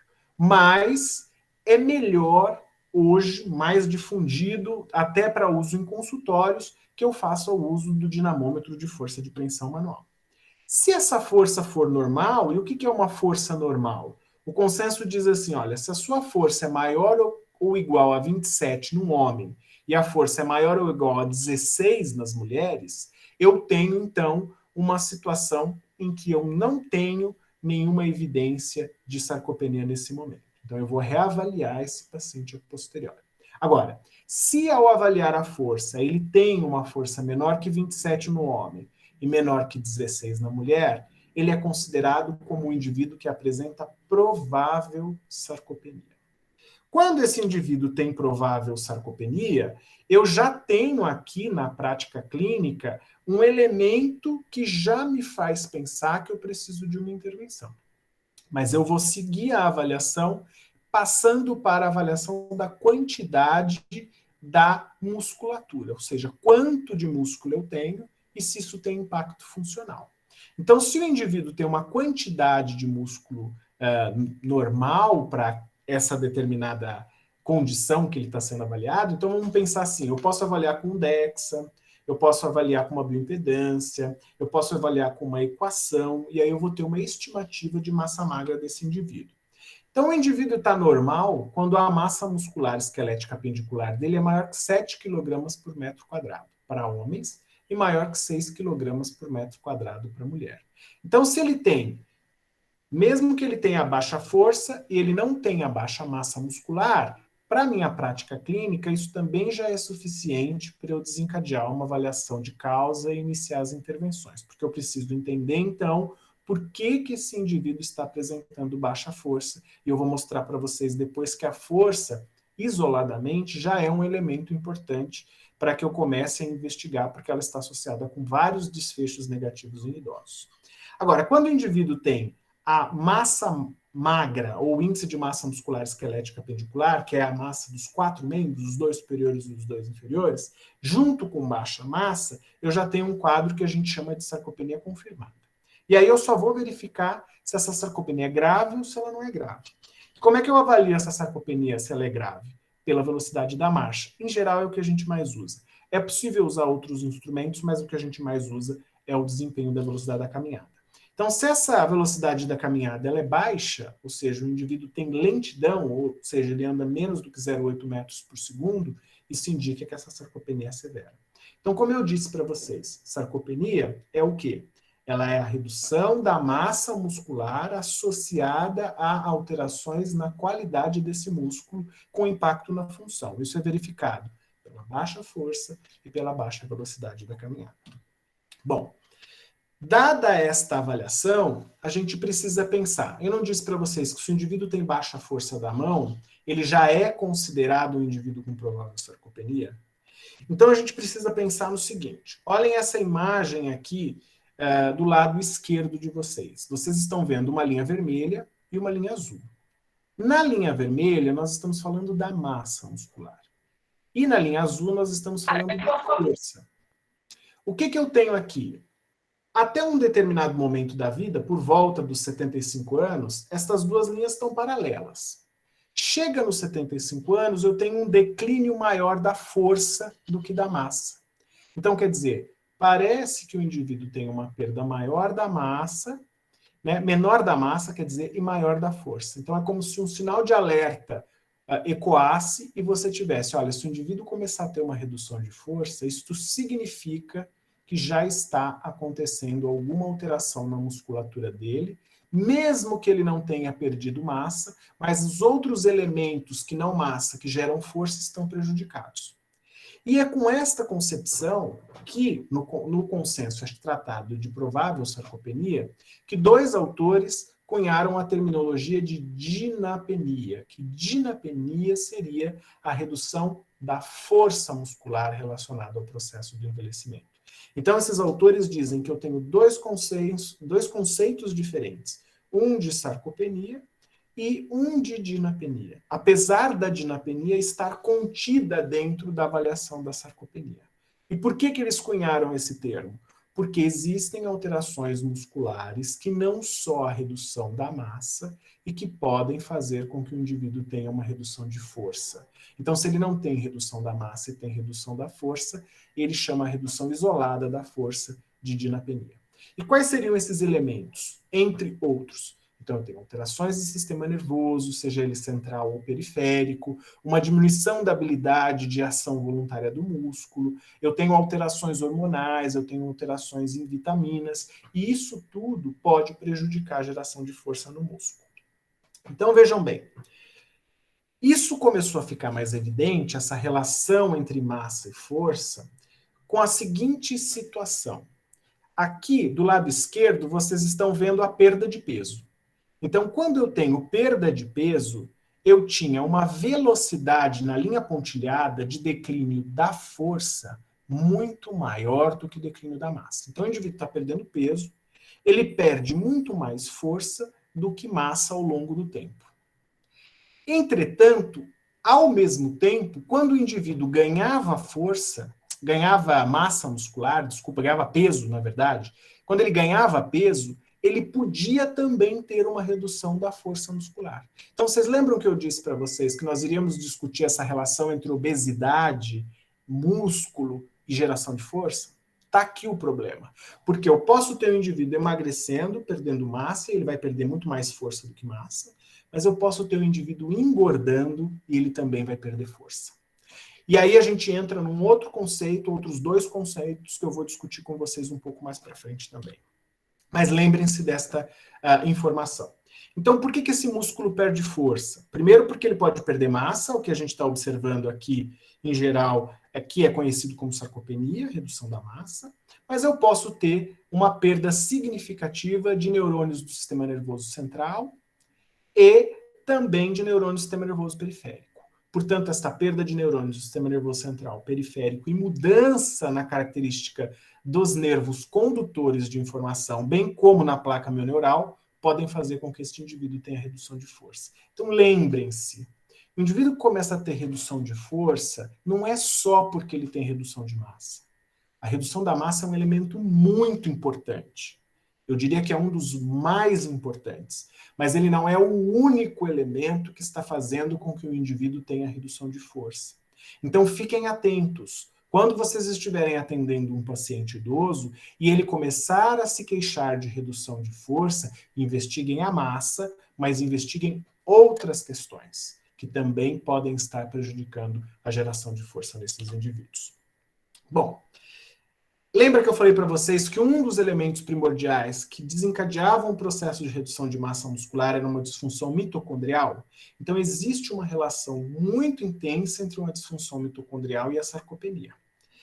Vale a gente lembrar desse artigo do Luigi Ferrucci, que fala de inflamação, que é um clássico do Inflammaging, e ele mostra para nós o seguinte: gordura visceral, vejam aqui em cima, ó, gordura visceral gera disfunção mitocondrial, aumenta o estresse oxidativo e desencadeia uma série de reações químicas intracelulares que vão gerar uma série de doenças, entre elas a sarcopenia. Então, quando eu tenho um aumento de gordura, eu vou acelerar o processo de alteração mitocondrial, de função da mitocôndria, e isto pode gerar uma série de doenças, incluindo a sarcopenia, via inflamação de baixo grau. Tá? Então, essa disfunção mitocondrial ela também opera com uma maior inflamação de baixo grau com disfunção mitocondrial. Vamos ver essa disfunção um pouquinho mais por dentro. O que acontece? Quando a mitocôndria é jovem, ela sofre um estresse mitocondrial, mas ela pode sofrer uma autofagia, né? Essa autofagia destrói essa mitocôndria que não está mais funcional, os lisossomas vão fazer uma degradação completa dessa mitocôndria sem que haja nenhuma exposição de material mitocondrial. Quando o indivíduo envelhece, esse aumento das espécies reativas de oxigênio que está aqui embaixo vão estressar essa mitocôndria, e ao estressar essa mitocôndria por aumento de espécie reativa de oxigênio, ela vai abrir o poro de transição de permeabilidade da mitocôndria e vai fazer com que ela tenha uma apoptose, ela vai se romper. A hora que ela se romper, eu tenho uma fragmentação de DNA. Não é igual esta daqui de cima, onde há um lisossoma degradando esta mitocôndria. Eu tenho uma exposição de fragmentos de DNA dentro da célula. E aí esses núcleos, né, esse DNA microfragmentado, ele vai gerar morte de fibras musculares e morte de neurônios motores com denervação. Então, este processo intracelular vai fazer com que o indivíduo tenha sarcopenia e, consequentemente, tenha uma perda de função muscular. Bom, então vocês entenderam todo o processo, espero eu, do mecanismo fisiopatológico que pode gerar sarcopenia primária ou sarcopenia secundária associado a outras doenças. Aqui eu vou trazer para vocês alguns dados de sarcopenia brasileiros para que a gente saiba qual é o tamanho do problema na população brasileira. Esses são os dados de prevalência de sarcopenia no município de São Paulo, provenientes do estudo SAB. Então, essa é parte da minha tese de doutorado. Nós analisamos 1.149 pessoas que representam o município de São Paulo, ou seja, é uma amostra representativa de todo o município. E o que nós observamos? Que a prevalência no município de São Paulo, ela não era diferente para homens e mulheres, porque lembrem-se, as notas de corte para massa, para força, elas são diferentes por sexo, pela questão biológica da musculatura do homem e a questão biológica da musculatura da mulher. Então, nós observamos que não há diferença na prevalência entre homens e mulheres. Os homens tinham 14,4% de prevalência e as mulheres 16,1%. Apesar de ser um pouquinho maior nas mulheres, esses intervalos de confiança não eram diferentes. Então, eles são praticamente iguais. Mas o que é mais importante? É que essa prevalência aumenta muito à medida que a idade avança. Enquanto ela é de 7,5% nos indivíduos com 60 e 69 anos, vocês lembram que eu mostrei para vocês aquele gráfico de declínio? Ele passa a quase atingir 50% nos indivíduos com 80 anos e mais. Então, quando você está atendendo um indivíduo com 80 anos e mais, a probabilidade dele ter sarcopenia é de 50%. Isso é muito, pensando que você tem que dar autonomia e independência para esse indivíduo até o final da vida dele. Nós também analisamos se, aí comparando sarcopenia e dinapenia, se elas eram fatores de risco para incapacidade. Quer dizer, como é que a sarcopenia aumenta a chance do indivíduo ficar dependente? Nós acompanhamos por 4 anos 478 pessoas do município de São Paulo que não tinham nenhuma dificuldade em atividade básica e instrumental de vida diária no começo do estudo. E vimos se eles iam desenvolver estas dificuldades ao longo do tempo. O que a gente observou aqui? Que a sarcopenia foi um fator de risco para desenvolver incapacidade. Mas não em atividade básica, como comer, andar, transferir, porque essa mudança do indivíduo de dependente para muito dependente, ela acontece em geral porque o indivíduo tem um câncer, teve um AVC, tem um Parkinson, são aquelas doenças mais abruptas que mudam o panorama funcional do indivíduo rapidamente. A sarcopenia, ela é um elemento que vai mudando a funcionalidade do indivíduo aos poucos. Então, ela foi muito mais associada a risco para alterações na mobilidade e para dependência em atividades instrumentais. Quer dizer, aquele processo mais lento de alteração que começa com a perda nas AIBDs e depois evolui para a BDD. A dinapenia sozinha, nesse caso, no nosso estudo, não foi associada a declínio funcional. E nós analisamos também para a morte, né? Como é que foi esta avaliação para a morte? As mesmas 1.149 pessoas, a gente acompanhou elas por 5 anos. E o que a gente observou? Vejam aqui, sarcopenia, essa curvinha vermelha aqui da esquerda é o indivíduo com sarcopenia, e em azul o indivíduo sem sarcopenia.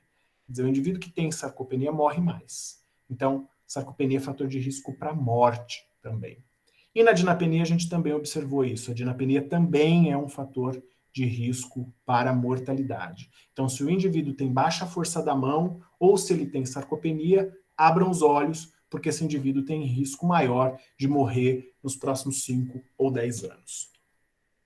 Depois que a gente estudou toda essa questão, a gente começou a investir muito na dinapenia. Por que investir na dinapenia? Porque é mais fácil diagnosticar com a força da mão do que eu avaliar a massa, a força da mão, velocidade da caminhada. Eu não estou dizendo para vocês que a gente não deve avaliar, tá? É que eu estou dizendo que, do ponto de vista de saúde pública, se eu tiver que focar recursos para fazer uma triagem, aquela peneira que a Lara estava falando, eu vou começar, talvez, pensando na mão, porque é mais prático, porque é mais rápido. Mas é válido a gente analisar aqui com um pouco mais de especificidade a quantidade de fatores do sistema nervoso central e periférico que vão fazer com que o indivíduo tenha perda de força. E a sarcopenia, ela é um elemento importante, mas vejam, como eu disse a vocês, ela não é o único elemento que faz com que o indivíduo tenha redução de força. A sarcopenia, ela vai estar muito influenciada por diminuições de hormônios anabólicos, vitamina D, GH, GF1, testosterona. Quando eu tenho um aumento das citocinas inflamatórias, eu vou ter mais consumo de massa. Quando eu tenho menos equilíbrio na dieta e no consumo de proteínas, eu vou ter mais sarcopenia, a inatividade física também, mas eu tenho outros elementos, olha, que é ângulo de penação do músculo, receptores de dihidropiridina. Não é só a quantidade de massa, é como essa massa está respondendo metabolicamente. Então, vamos ficar sempre atentos. É uma mensagem importante que eu queria deixar para vocês. Se o indivíduo está tendo fraqueza ou está se queixando que está mais fraco, avalie a massa, mas não esqueça de avaliar o resto. Bom, e o que a obesidade tem a ver com isso? Por que você está falando de obesidade? Porque eu disse para vocês no começo da nossa conversa que nós sempre fomos muito preocupados, como especialistas em gerontologia ou como geriatras, com o indivíduo que está perdendo peso. A gente ainda se preocupa muito com eles. Mas a partir de agora, a gente vai começar a se preocupar também com os indivíduos que estão obesos. Porque, como vocês estão vendo aqui do lado direito, a prevalência de obesidade está subindo mundialmente. Para vocês terem uma ideia, hoje a gente tem 27,7% de obesos na América do Norte e da Europa, 27,5% na Oceania, 22,5% na América Latina e no Caribe, 11,4% de obesos na Europa, na África e 7,4% na Ásia. A prevalência mundial de obesidade é de 12,8%. E por que isso é importante quando a gente fala de sarcopenia? Eu não mostrei para vocês que o acúmulo de gordura dentro dessa musculatura, ela vai fazer com que eu tenha uma aceleração do catabolismo proteico, uma aceleração da disfunção neuromuscular e o aumento da atividade inflamatória. Então, se eu estou falando de sarcopenia, eu preciso pensar também que muita gente obesa pode estar sarcopênica. Ela tem muita gordura e pouco músculo. E a gente vai ter biotipos diferentes de depósito de gordura. Eu tenho um indivíduo aqui da esquerda que ele é um shape comum, magro, não tem acúmulo de gordura, então ele está menos exposto àquela atividade inflamatória constante que o indivíduo obeso está submetido. Aqui a gente tem uma característica feminina. Característica feminina de acúmulo de gordura na região da coxa e na região do glúteo. Esta gordura acumulada na coxa e no glúteo, apesar das meninas muitas vezes não gostarem dessa gordura, ela é menos maléfica do que a gordura abdominal, porque ela é mais biodisponível e ela é menos inflamatória. Ao contrário daquela gordura abdominal que é mais comum nos homens. Essa gordura abdominal, ela é mais inflamatória e ela é mais nociva para o músculo e para outras questões cardiovasculares que todos nós já conhecemos bastante. E qual é o problema? É que, enquanto a mulher está nessa segunda condição, quando ela tem hormônios estrogênios mais funcionais, digamos assim, estão em níveis normais antes da menopausa, ela está mais protegida dessa terceira condição, que é o acúmulo de gordura abdominal. Quando ela entra na menopausa, todos entram mais ou menos nesta condição de depósito de gordura. Há uma migração da gordura da região do glúteo e coxa para a região abdominal, acumula-se gordura abdominal e, consequentemente, aumenta-se a atividade inflamatória, catabolismo muscular e inflamação com formação de citocina inflamatória. Então, isso consome músculo. Então, a gente precisa ficar muito atento com esses indivíduos obesos. Bom, baseado nisso, qual é o efeito metabólico? Aqui está um sistema metabólico muito bem funcional, né? O indivíduo tem uma quantidade de macrófagos e de gordura, esses macrófagos eles são bastante positivos, citocinas inflamatórias, anti-inflamatórias, então eu não tenho nenhuma alteração maior inflamatória.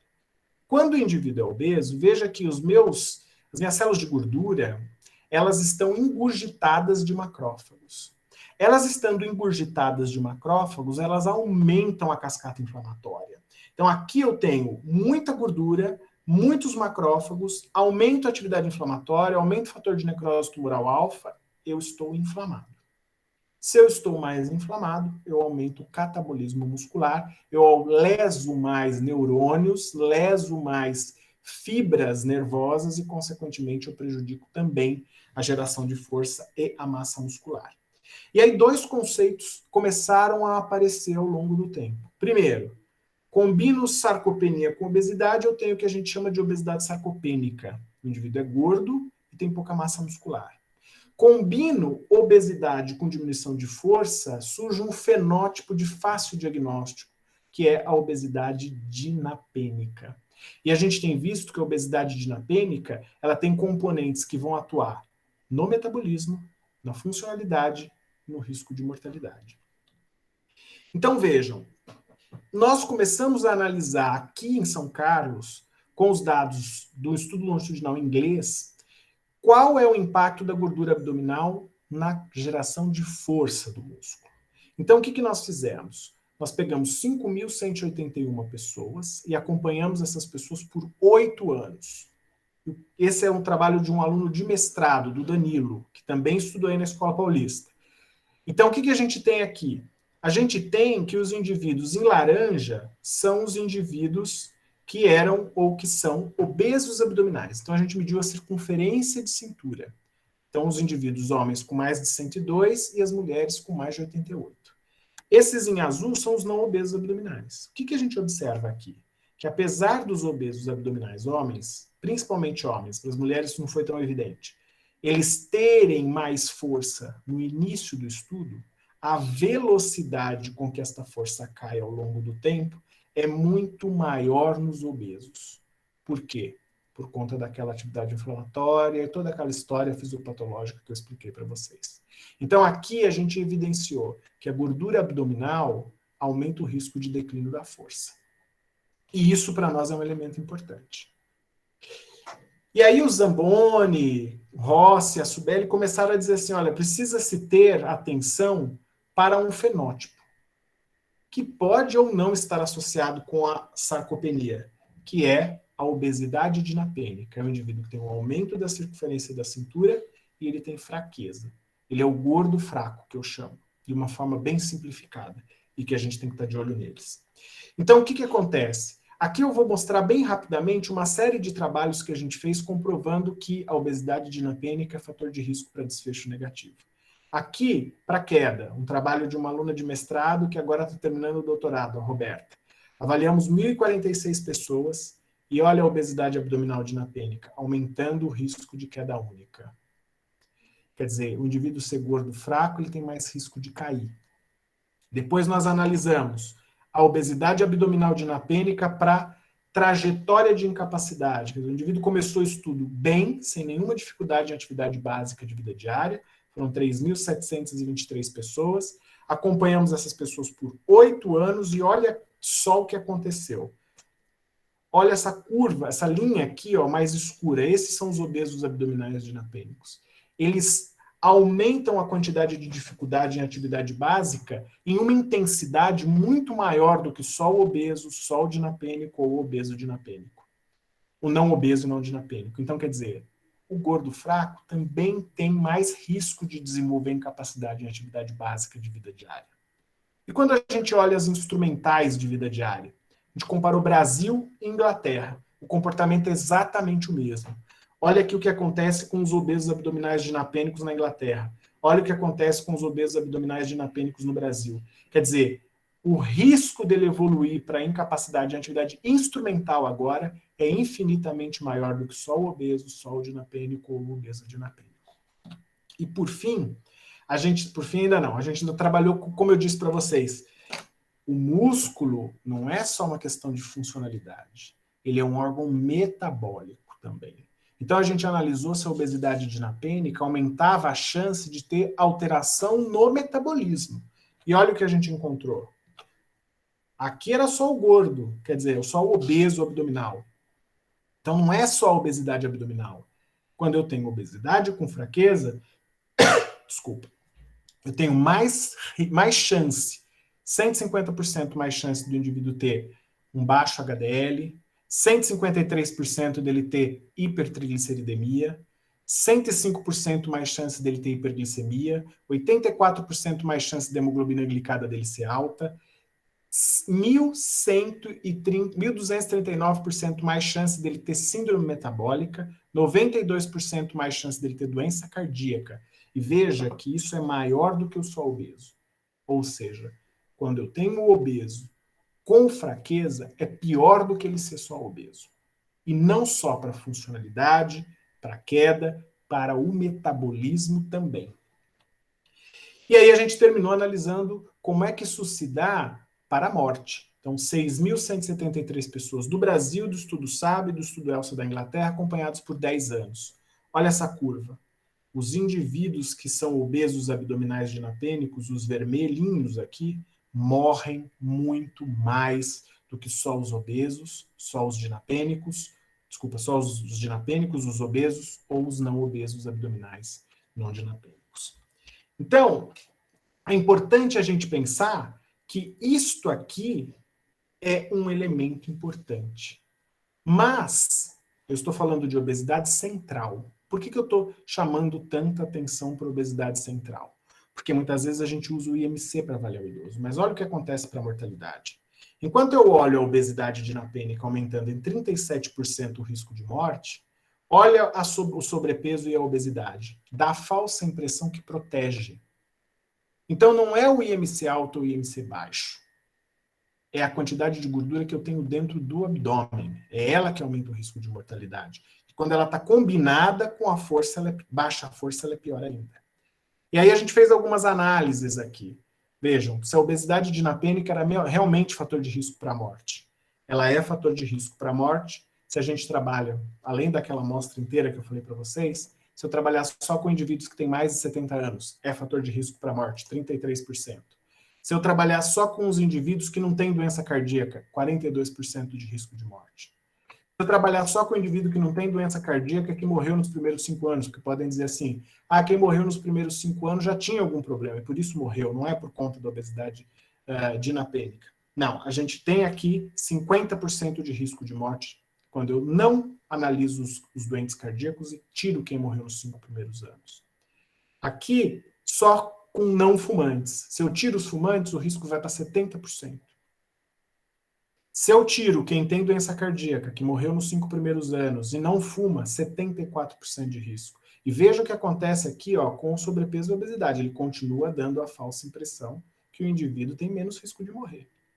E olha o que acontece aqui quando a gente não considera a obesidade dinapênica e considera só o IMC.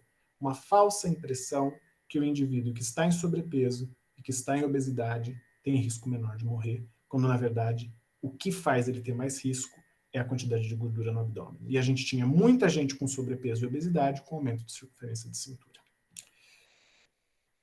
Bom, a gente acabou de publicar esse último trabalho aqui, que analisou a obesidade dinapênica para velocidade de caminhada. 8 anos de acompanhamento, 2.294 pessoas. Olha aqui o que acontece. Aqui todos tinham velocidade de caminhada maior que 0,8, que é o que o consenso diz, né? Quer dizer, eram ágeis. Olha o que acontece com o obeso dinapênico. Ele parte da mesma situação do obeso só e do dinapênico só, mas olha a velocidade com que ele declina. A gente observou que essa velocidade aqui faz com que, ao longo do tempo, ele possa não conseguir nem mais cruzar o semáforo caminhando de forma independente. Então, o que isso traz para nós? Isso traz informações muito importantes, porque faz com que a gente, aqui eu não vou discutir mais especificamente, mas faz com que a gente pense um pouquinho em como esta situação de obesidade, dinapenia, sarcopenia vão ser ou vão causar prejuízos funcionais. E lembrar também que se eu tenho baixa massa, baixa função, eu posso ter também uma condição de osteopenia numa coisa chamada osteosarcopenia, que tem muitos elementos incomuns na fisiopatologia, que aumenta o risco de cair, aumenta o risco de fraturar, aumenta o risco de fragilizar, de morte e de incapacidade. Então, atenção ao indivíduo que é obeso, fraco. Ele é um grupo de risco. Atenção, porque este diagnóstico é fácil. Com uma fita métrica, um dinamômetro de pressão manual, eu consigo triar esses indivíduos. E aí eu posso passar por uma avaliação mais profunda de sarcopenia. Estes indivíduos, apesar de estarem gordinhos, e nós muitas vezes achamos que não precisamos nos preocupar com ele, que nós temos que nos preocupar com os frágeis, eles devem ser alvo prioritário de intervenção. E aí, outros elementos importantes que eu preciso investigar. Vitamina D. Vitamina D vem, quando baixa, obviamente, quando deficiente, vem sendo associada à incidência de incapacidade. E a gente está com um trabalho que acabamos de fazer também associado à diminuição de força. Então, quando o indivíduo tem baixas concentrações de vitamina D, ele tem mais risco de incapacitar, tanto nos homens, 44%, quanto nas mulheres, 53%. Então, se eu sou fisioterapeuta e eu vou fazer o treino, eu vou mostrar para vocês aqui como é que a gente vai fazer treino para esses pacientes, eu preciso ter clareza de que se esse indivíduo tiver com deficiência de vitamina D, os meus resultados não vão ser tão bons. Por que eles não vão ser tão bons? Porque está evidenciado aqui, ó, que o indivíduo deficiente, com deficiência de vitamina D, quer dizer, ele tem mais dificuldade, ele desenvolve mais dificuldade para vestir, para se transferir, para tomar banho, para ir ao banheiro, para andar e até para comer. Qual mecanismo que isso se dá?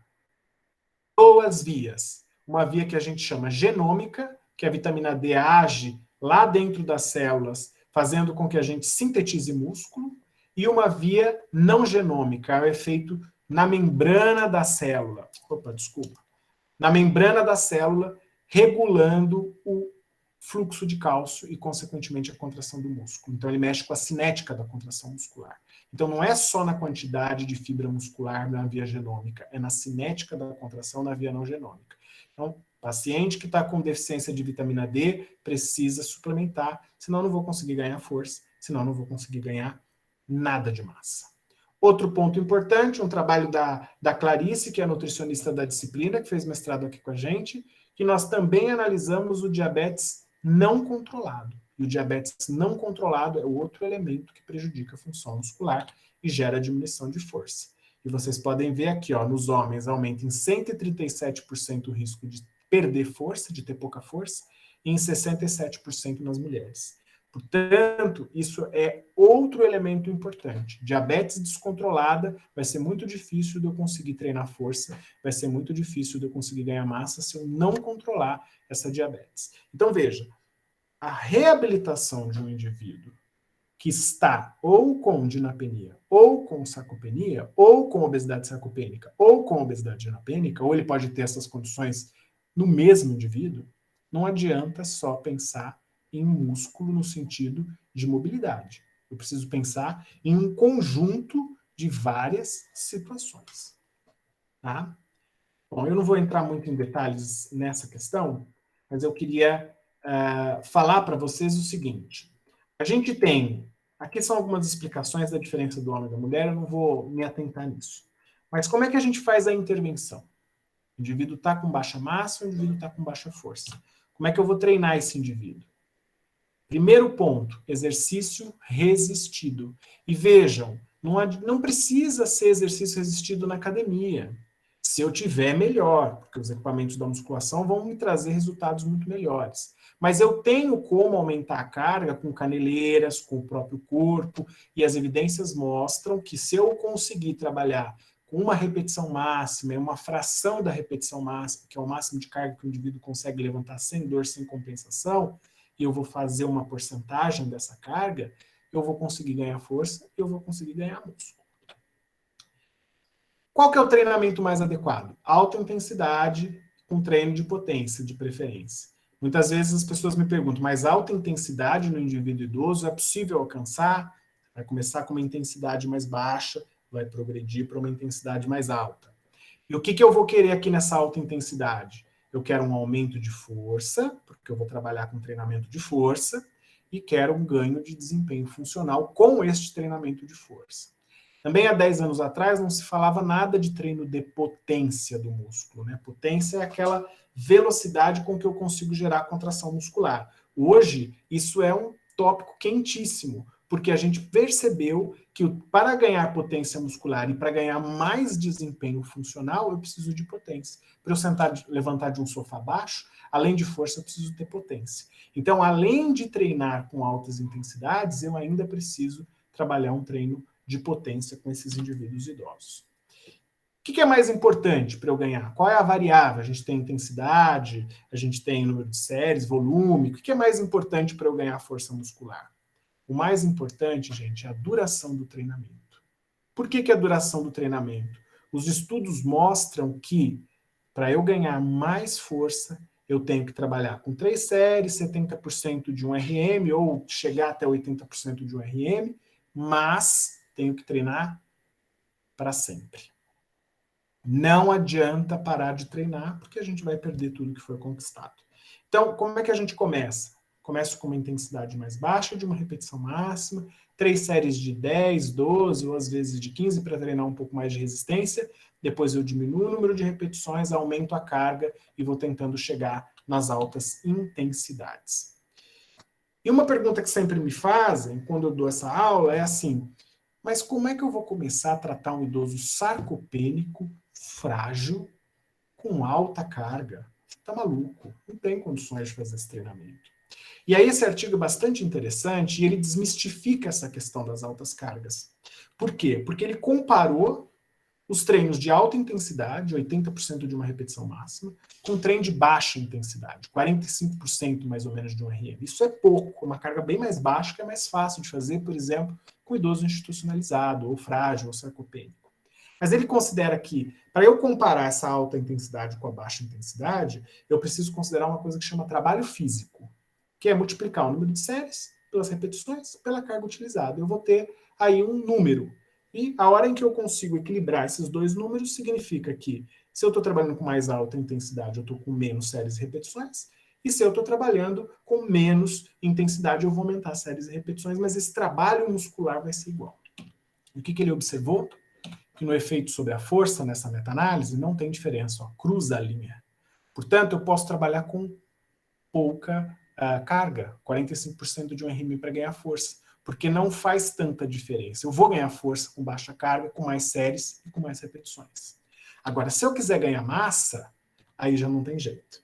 Aí, realmente, para ganhar massa, eu tenho que trabalhar com uma intensidade mais alta.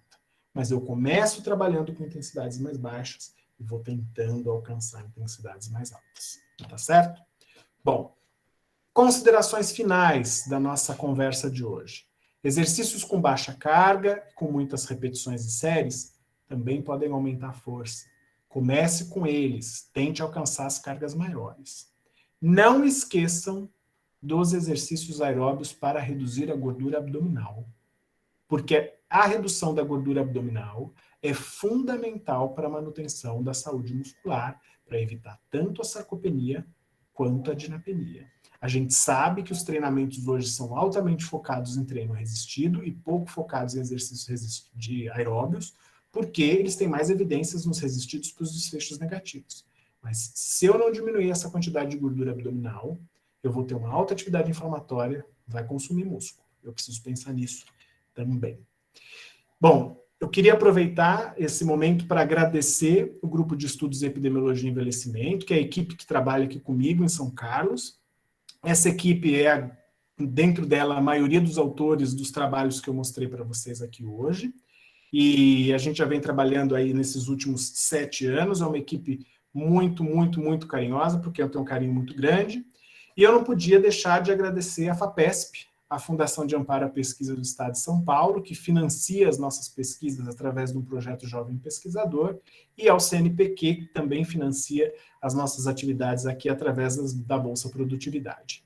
Então, mais uma vez eu queria agradecer a oportunidade de estar aqui conversando com vocês. É um grande prazer voltar para casa na Unifesp e poder falar com a Liga.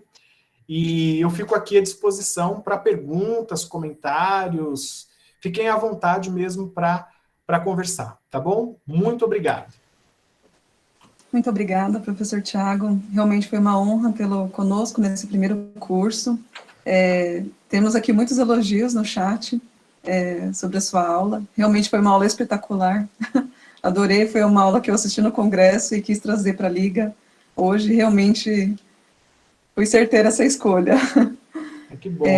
Eu acho que estamos sem dúvida no chat, no link, só muitos elogios, e a gente fica muito feliz com a sua participação hoje. Acabamos esquecendo de perguntar se tudo bem com a gravação, porque a gente começou gravando a aula da professora Lara. Não, imagina, tranquilo, isso aí sem problema algum. Ah, tudo bem. Algumas pessoas manifestaram interesse em ouvi-lo mais uma vez pelo YouTube. Então, depois a gente posta lá no YouTube. Um prazer estar aqui, realmente muito bom poder conversar com vocês e fico feliz de poder contribuir um pouquinho aí. Nós que agradecemos o convite, o aceite, desde o começo e o tema, a excelente abordagem no tema. Obrigado, Raquel. Muito obrigada.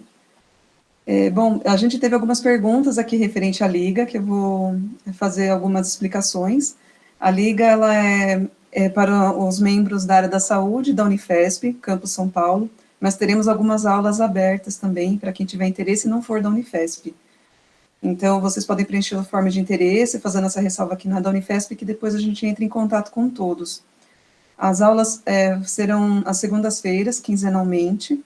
O calendário está previsto para começar no dia 23 de agosto, e sempre a partir das 6h30, né, com a aula prevista de 1 hora, podendo chegar até 8, 8h30, mas a previsão é sempre de 1 hora de aula. Eu acho que eu contemplei todas as explicações, todas as dúvidas que eu vi aqui no chat. Agradeço bastante o elogio de todos pelo tema, por terem ficado com a gente até agora. E muito obrigada. Amanhã estaremos aqui no nosso último encontro, no nosso último dia. Que ótimo. Uma ótima jornada aí para vocês, viu? Um grande abraço. Muito obrigada. Obrigada. Boa noite.